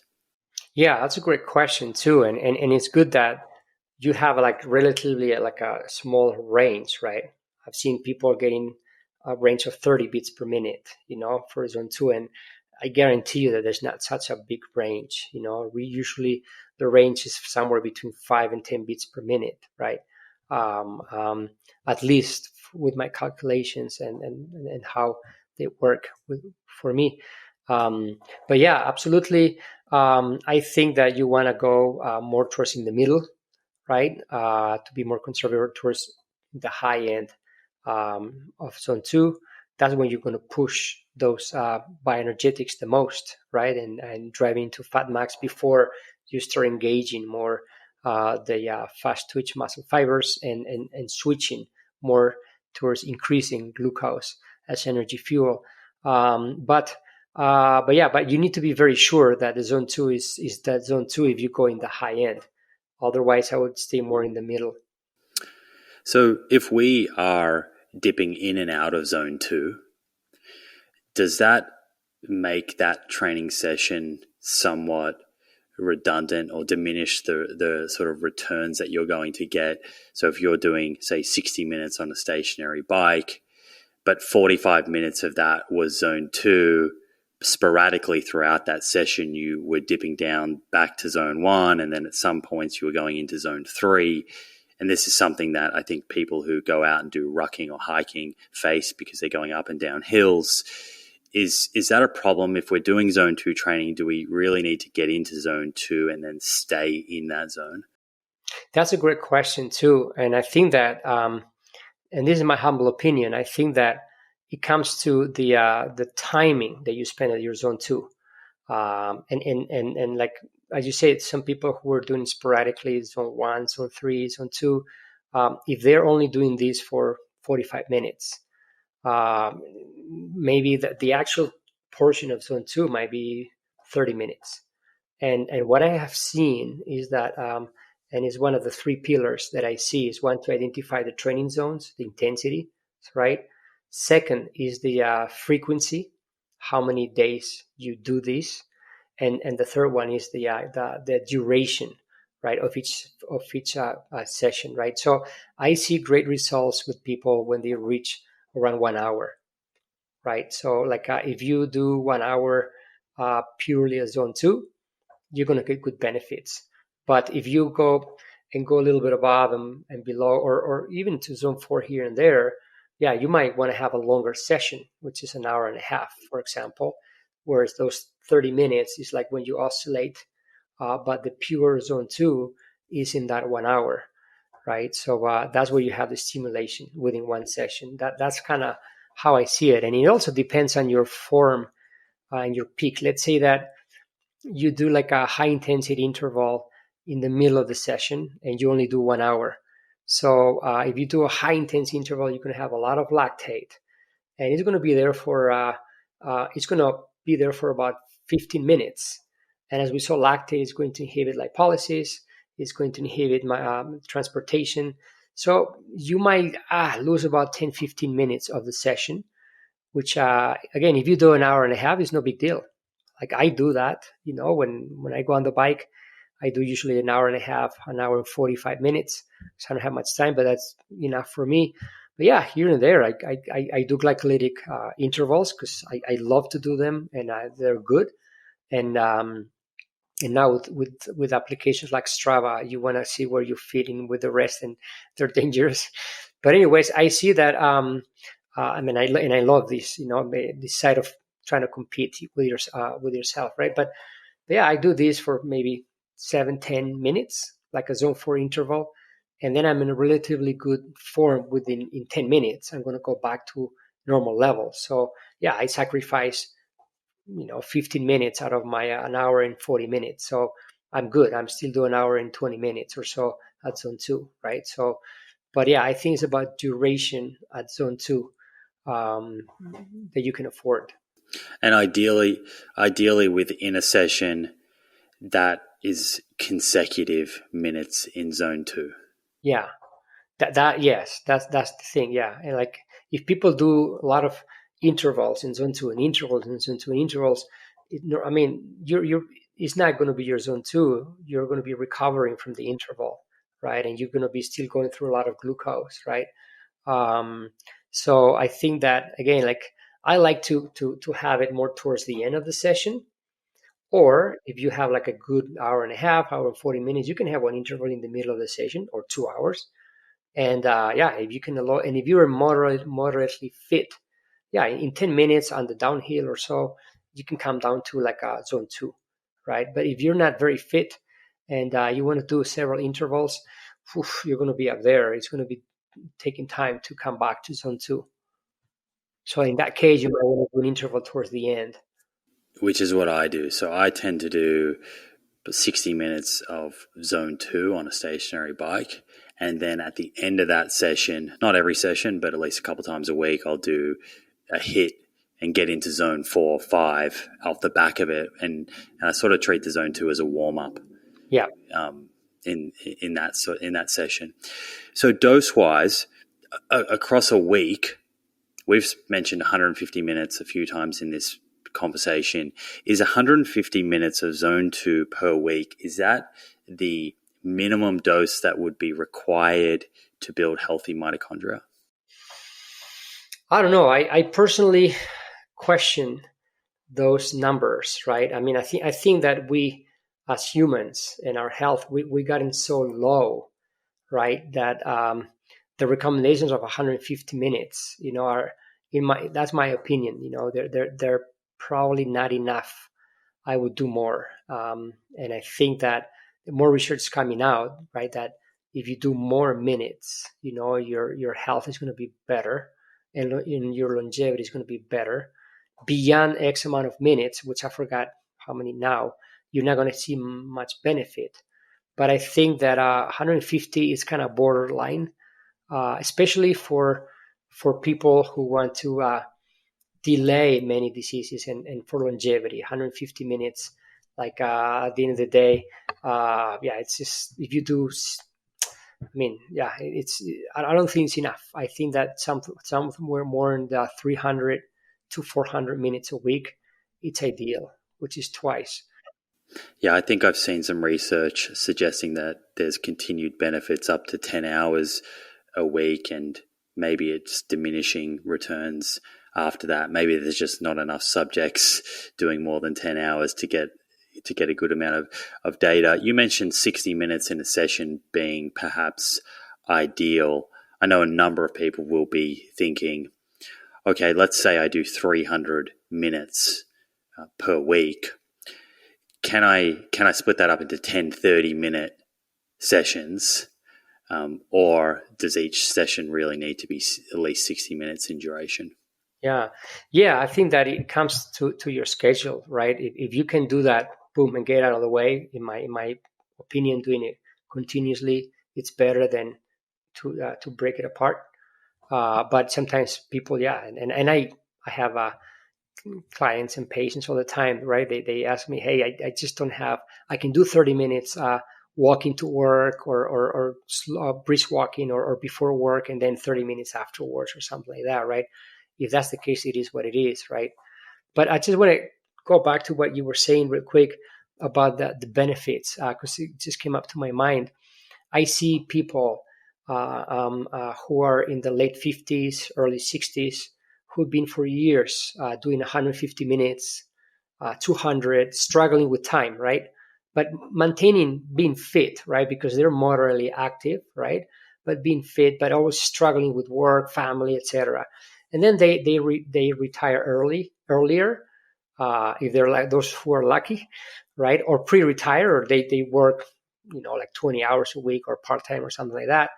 And then they start exercising and training in a more serious way, doing 10 hours a week, for example, right? Or 8 hours a week, right? We're talking about 500 minutes, 600 minutes. And within 1 year, their metabolic fitness increases dramatically, right? Their mitochondrial function, their fat burning capacity, lactate clearance capacity. And then you see data in people in their 60s that it resembles the metabolic data of people in their 30s, right? So this is kind of not as extreme as the example of the 81-year-old person that I told you, but I see this all the time, and it's incredibly inspiring to see that you can get a metabolic fitness of someone in their 30s when you're 65, right? It's attainable for those ones who can afford the time, but also I think it speaks a lot in the about that. Probably we need more minutes than 150 to be better, for longevity, for metabolic health, than 150 minutes. We can do better. That's maybe the right way to put it. Yeah, I want to speak to you about the best modalities that someone can use for their zone 2 training. And you've mentioned walking a few times here, and you spoke about the hard side doing 150 minutes of walking per day. I'm sure there are people thinking, well, I go for a walk every day. I walk down to the shops. So when it comes to walking, what sort of counts as zone 2 training, and perhaps what doesn't count? So that's a good point. So I think that for most people, if the exercise is walking, it's going to be a brisk walk, right? Like a slow walk might not be enough to recover or improve that decay. It might be good to maintain, and this is what we see in blue zones and areas in Europe, for example, in the Mediterranean countries, right, where people live longer and healthier than, for example, here in the U.S. And they're always walking to work, working to shop, right? Or even we see here in the U.S. in cities like New York, right? In New York, people don't have big pickup trucks to go and buy food for 2 weeks, right? People have to live in small apartments, small refrigerators. 85% of people in Manhattan, for example, they don't even own a car. So that means they have to walk all the time to the store, and keeps them walking, and if before that you've been exercising for years, that walking alone might maintain or slow down the decay significantly, right? But if you already have a decay and you want to improve it, the slow walking might not do much for you. You might want to do a brisk walk, right? And then eventually improve, and you might end up maybe slow jogging and maybe faster jogging, or something like that, or or if you're on the bike, you might start very easy on the bike. And but again, these talk tests I was mentioning, I think they can guide a lot of people. Ideally, you want to go to a laboratory and get your specific training zones and wear a heart rate monitor or something like that. Or now these watches can give it to you. But ideally is that. But if not, the talk test can help you. Yeah, and you mentioned the blue zones there. That gets me thinking about the enjoyment that comes with the way that you're moving your body. You spoke before also about consistency, right? So we could overcomplicate this to the point where someone ends up choosing a form of exercise that they hate because it gives them the best sort of time in zone 2. But there is rucking, there's cycling that could be stationary, it could be outdoors, there's jogging that could be on a treadmill in a gym, or it could be outdoors, there's swimming laps, there's all of these different modalities. And I guess enjoyment has to be a big part of this so that you keep showing up day in, day out. Exactly. And this was part of the sustainability that we're talking about, right? And it depends on your fitness level that you have to start it with.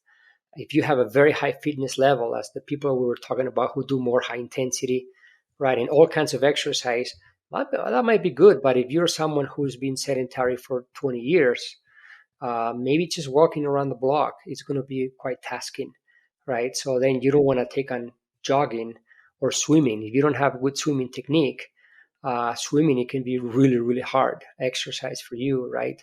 Or cycling. Yeah, if you live in a mountain zone and you haven't cycled in a long time and you're overweight or obese, probably not your sport, right? But you might be doing a stationary bike. So I think that it's important to, when you engage in an exercise program, to know, as you said very well, what do you enjoy? What do you think is sustainable? And also for that, you need to be, what fits me the most? Is it running? Is it for my knees also? I have knee problems, or someone might say I have knee problems, so I cannot run. Or, but I prefer swimming because I used to be a swimmer, for example, a long time ago in school, so I have good technique. I don't know. So I think that it's important to fit the type of exercise and individualize it. Yeah, there's some really important takeaways here for people. One, you sort of emphasize the importance of trying to get up to 300 to 400 minutes a week, ideally, of zone 2, which is a bit above the kind of 150-minute recommendations. Well, that's the lower end of the recommendations anyway. And then this idea of the exercise you're doing being relative to your baseline fitness. So the commonality among everyone that's doing zone 2 training is that the perceived exertion is going to be the same, and you're going to be in that same position of being able to have a conversation but being a bit puffy. It's just that the fitter person will be doing more work. So they might be out jogging at a much faster pace or swimming laps much faster, and someone else might be at that same level of perceived exertion, the same puffiness and the same ability to have a conversation, just taking a little stroll down to their shops. And over time, that talk test is still going to be what you're going to use to guide your zone 2, but you're going to be able to do more and more as you get more aerobically fit and the mitochondria are being upgraded, so to speak. I agree. And this is what we see with many people who start exercising. This is exactly what they tell you, like, wow, I can go faster at the same perceived effort, right? And I can talk, I can still talk before at this, I used to go with my partner or whatever, and I couldn't talk past this walking speed. Now I can talk no problem, right? So that those are the things that are important to keep in mind. Yeah. I regularly do resistance training for sort of 60 to 90 minutes, and I wear a Whoop sort of wearable fitness tracker. And within that, it breaks down the time that you're in different zones during your workout.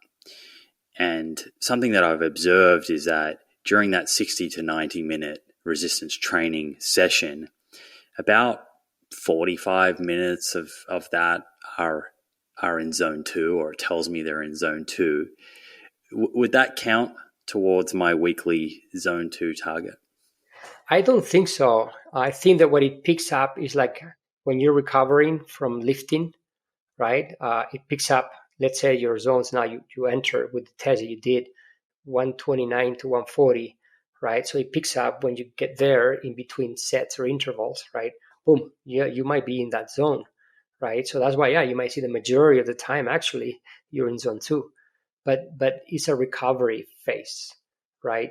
It's not a metabolic phase where you're specifically stimulating that mitochondria function, right? Because yeah, as you know, like when you do resistance exercise, it's more the ATP phosphocreatine system that you engage, which is quite tasking, and then you need to replenish that ATP, and you do this usually by increasing glycolysis.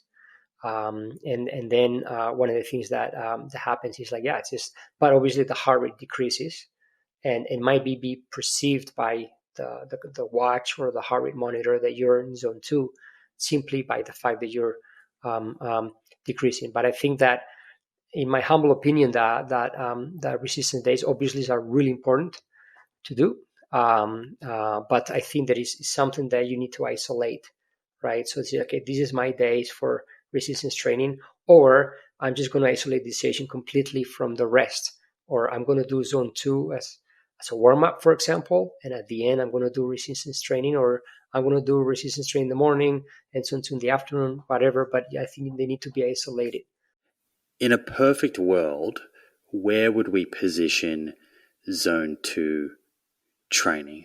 I know there's some discussion around, are you able to stress the mitochondria more if you're doing your zone 2 training in a fasted state, or perhaps you're following a high-fat, low-carb diet?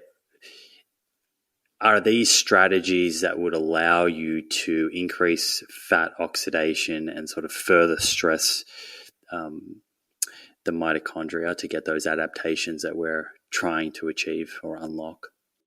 Possibly. I'm definitely open to that, but I think we need to be careful, because when you tell people to fast and exercise, it can be a double-edged sword, right? Where people can overdo it and become catabolic. So they really have to manage their intensity and the frequency very well. But it could stimulate mitochondrial fat oxidation. Although, yeah, we have to be careful with that. I think that the truly way to improve fat oxidation is to improve mitochondrial function first, rather than doing in a fasting state or restricting carbohydrates. There are a lot of anecdotal data and even some scientific articles showing how fasting increases fat oxidation in the laboratory, right? Well, that's an artifact in my humble opinion from 30 years doing this testing, because one of the things that happens if you are fasted or you've been restricting carbohydrates, you don't have much glycogen.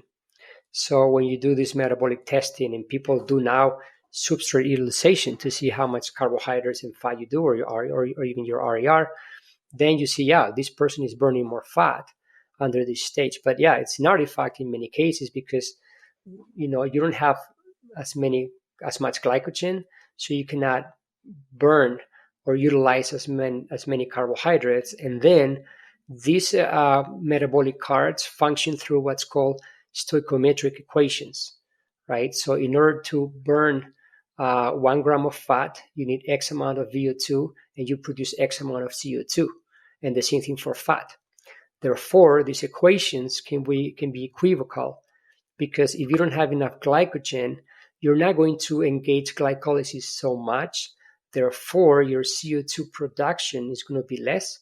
Also, you're going to be producing less lactate, and that's going to fool the machine, interpreting that, oh boy, he's not or she's not burning so much carbohydrate. Therefore, must be burning a lot of fat, right? So it could be equivocal, and then we have seen that. Oh wow, you have improved your fat oxidation tremendously with this diet and blah blah. And then 2 days later, just in 2 days, that person goes to a normal carbohydrate diet and fat oxidation decreases half, right? And that doesn't mean that the mitochondria in 2 days all of a sudden, whoa, I am not burning fat. No, it's just that it's probably an artifact from the test itself. So if I wake up in the morning and make a big bowl of oats rich in carbohydrates and have some banana in there and some other fruit, and then I go and so I have a lot of carbohydrates on board, and I go and do my zone 2 training session an hour after that, is that in any way going to impair that zone 2 session? It depends on how fit and how metabolically flexible you are, I would say, right? If you're normally flexible, it should not impair much. I'd still would allow 30 to 40 minutes, right, for those carbohydrates to be metabolized and then be stored as glycogen, right? And then you can burn more fat. But still, the intensity is going to override that hyperglycemia. So one of the things that you do when you start exercising is increase cortisol levels as well, and catecholamines, and those are important for lipolysis. So you're going to bring down more fat, and that is going to override in many instances that the possible slight hyperglycemia that you might have, which by the way is also be managed by insulin, right? And but there's a threshold that we still don't know very well, it's called kind of the cortisol threshold, because cortisol is necessary for lipolysis, right? For breaking down the fat to use it. But past exercise intensity, cortisol is absolutely needed to break down glycogen for energy, right? And cortisol then elicits vasoconstriction to the adipose tissue and catecholamines, and therefore shut down lipolysis. So it's a paradox that it opens up lipolysis, but it also shuts it down, right? So, but I think that in early exercise intensities, low exercise intensities, you can override the effects of having a banana, for example. Are there any nutritional or supplementation recommendations that are evidence-based that can help improve someone's zone 2 pace or the adaptations that they derive from zone 2 training? I'm not aware of science-based that at least I believe. I think that the best way to improve is exercise. That's what I think. Yeah. Have you heard of a compound called urolithin A? Mm-hmm. I've seen some marketing in just the recent months, but maybe over the last year or so. And I quickly researched it ahead of today's conversation. I really didn't know much about it, but it seems to be a compound that or our bacteria in our gut naturally produce from certain polyphenols found in berries and pomegranates, etc. And I looked up online some of the sort of more popular brands, and I won't mention brands here, that are promoting this product. And some of the claims are that this postbiotic will energize cells, increase muscle strength, that it's a molecule that will activate mitophagy, which we haven't spoken about, but to my knowledge is kind of the clearance of dysfunctional mitochondria. Do you have a view on urolithin A? Is it something that you've sort of looked at all? Well, not a whole lot, but I think it's just I don't have much knowledge about it to tell you, but I'll be still I will doubt about the big benefits of these supplements, right? I really, yeah, I don't buy the whole idea that one supplement is going to really make a difference in mitochondrial function, or is going to alter, the epigenetics. Like I really doubt it. Like there's like one recent one that is now the big deal. Although, yeah, I think it's now on the slope down. There is NMN,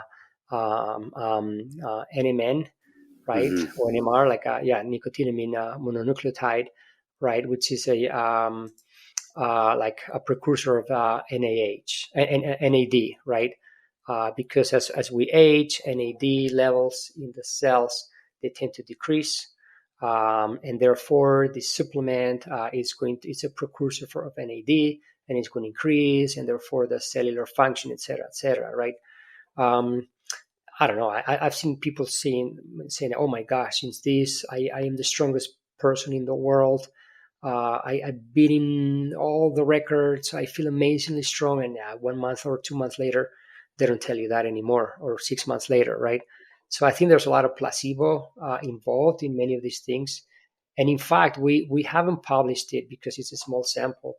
But for cancer, we have seen that NAD, for example, can accelerate glycolysis, because NAD, it's a big part of the glycolytic pathway that is utilized by cancer cells, right? So we did this experiment with mice where we implanted aggressive tumors.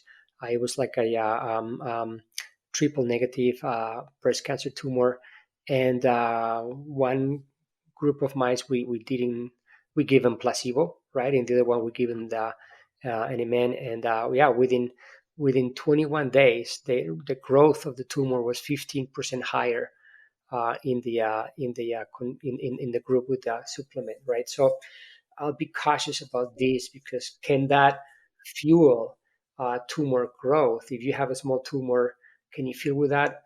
We don't know. I think we need evidence more.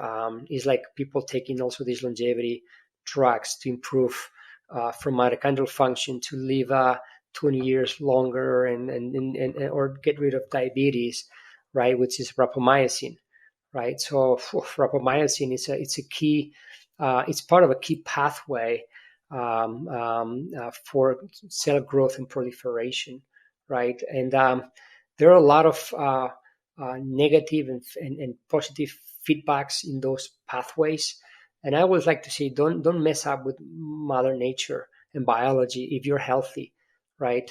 Because what if you take in this supplement and this is going to dysregulate another one that is going to take to a complete dysregulation of that pathway and lead to a disease down the road, like could be the case of NAD supplementation, right?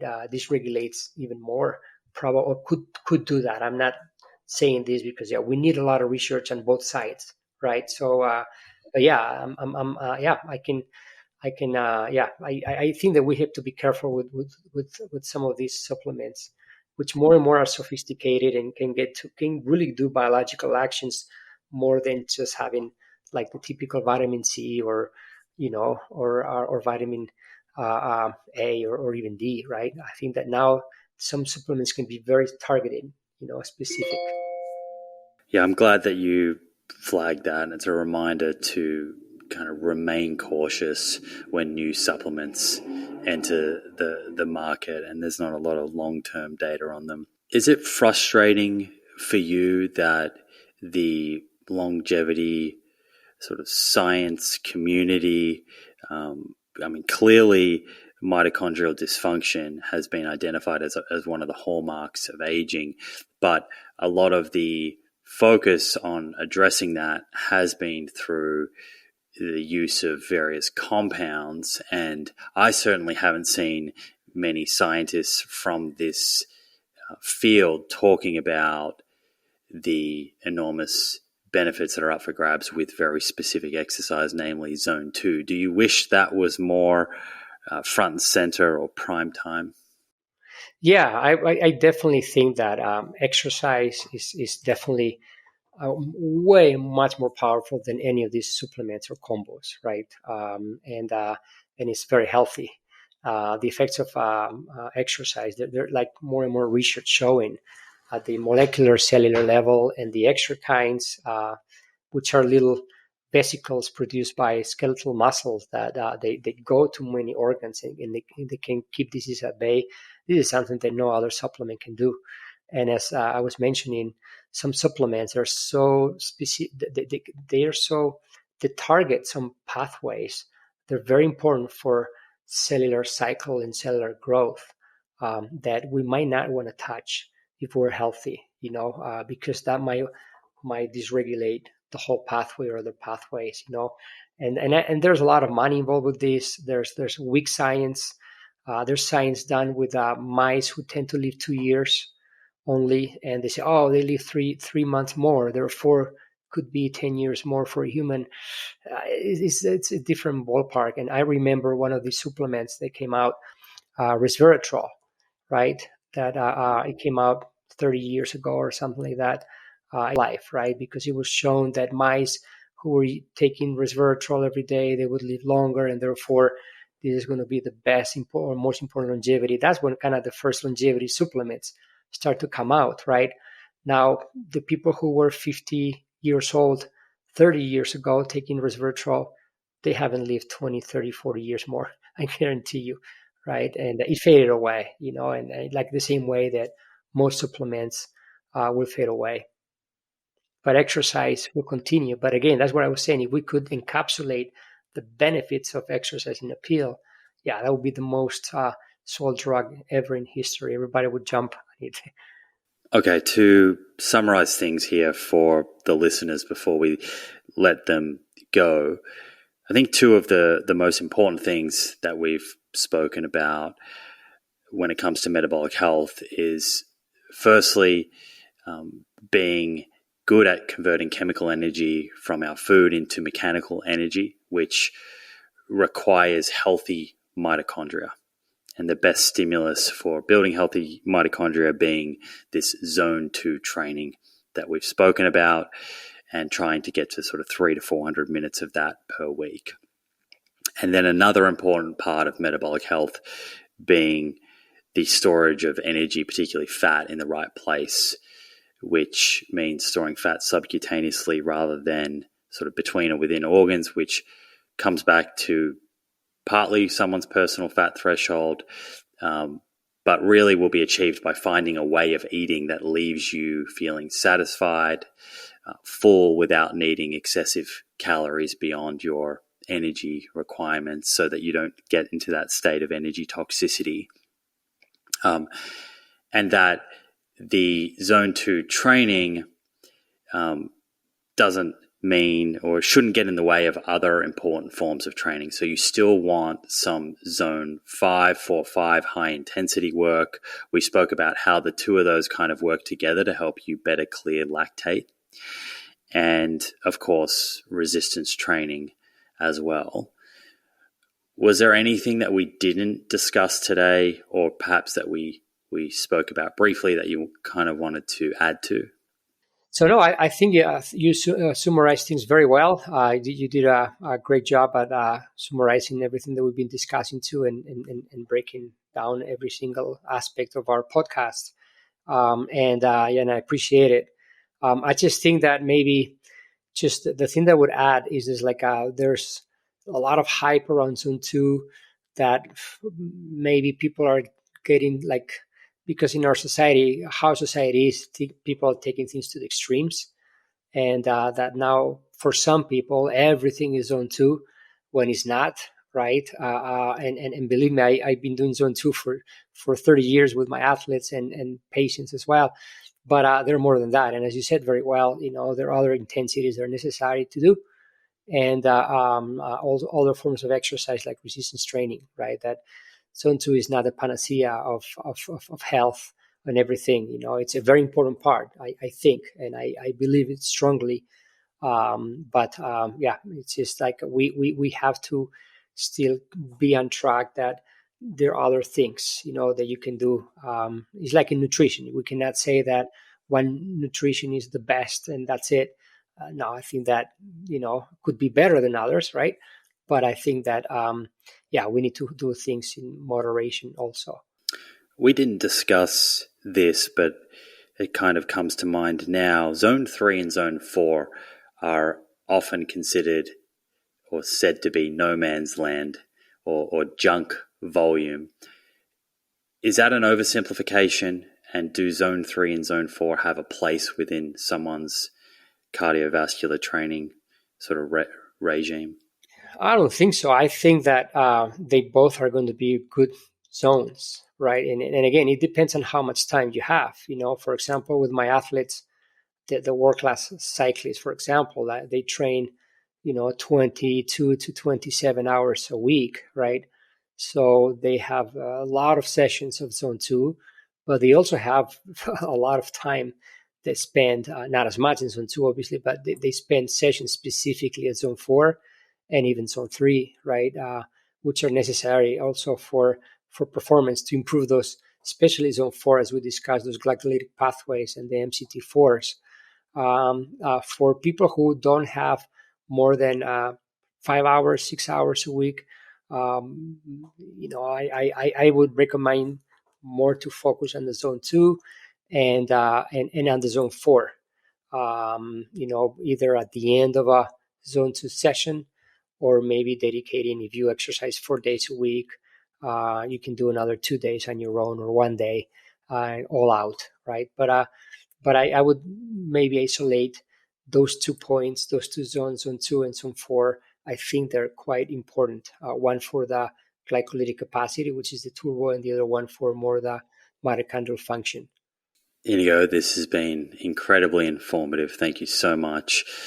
Thank you for all of your work, your research, your contribution to science. I think we'll have to get you back on to continue the conversation. I'm sure the community is going to come back to me with a number of questions. So perhaps next time I'm in Colorado, I might actually be there later this year. I have some friends that live in Boulder. So perhaps we could continue the conversation. Yeah, absolutely. Yeah, let's meet whenever you're here. Let me know. I'll be happy to meet for lunch or coffee. Absolutely, and let me know. And yeah, it's thank you for inviting me to your show, your podcast.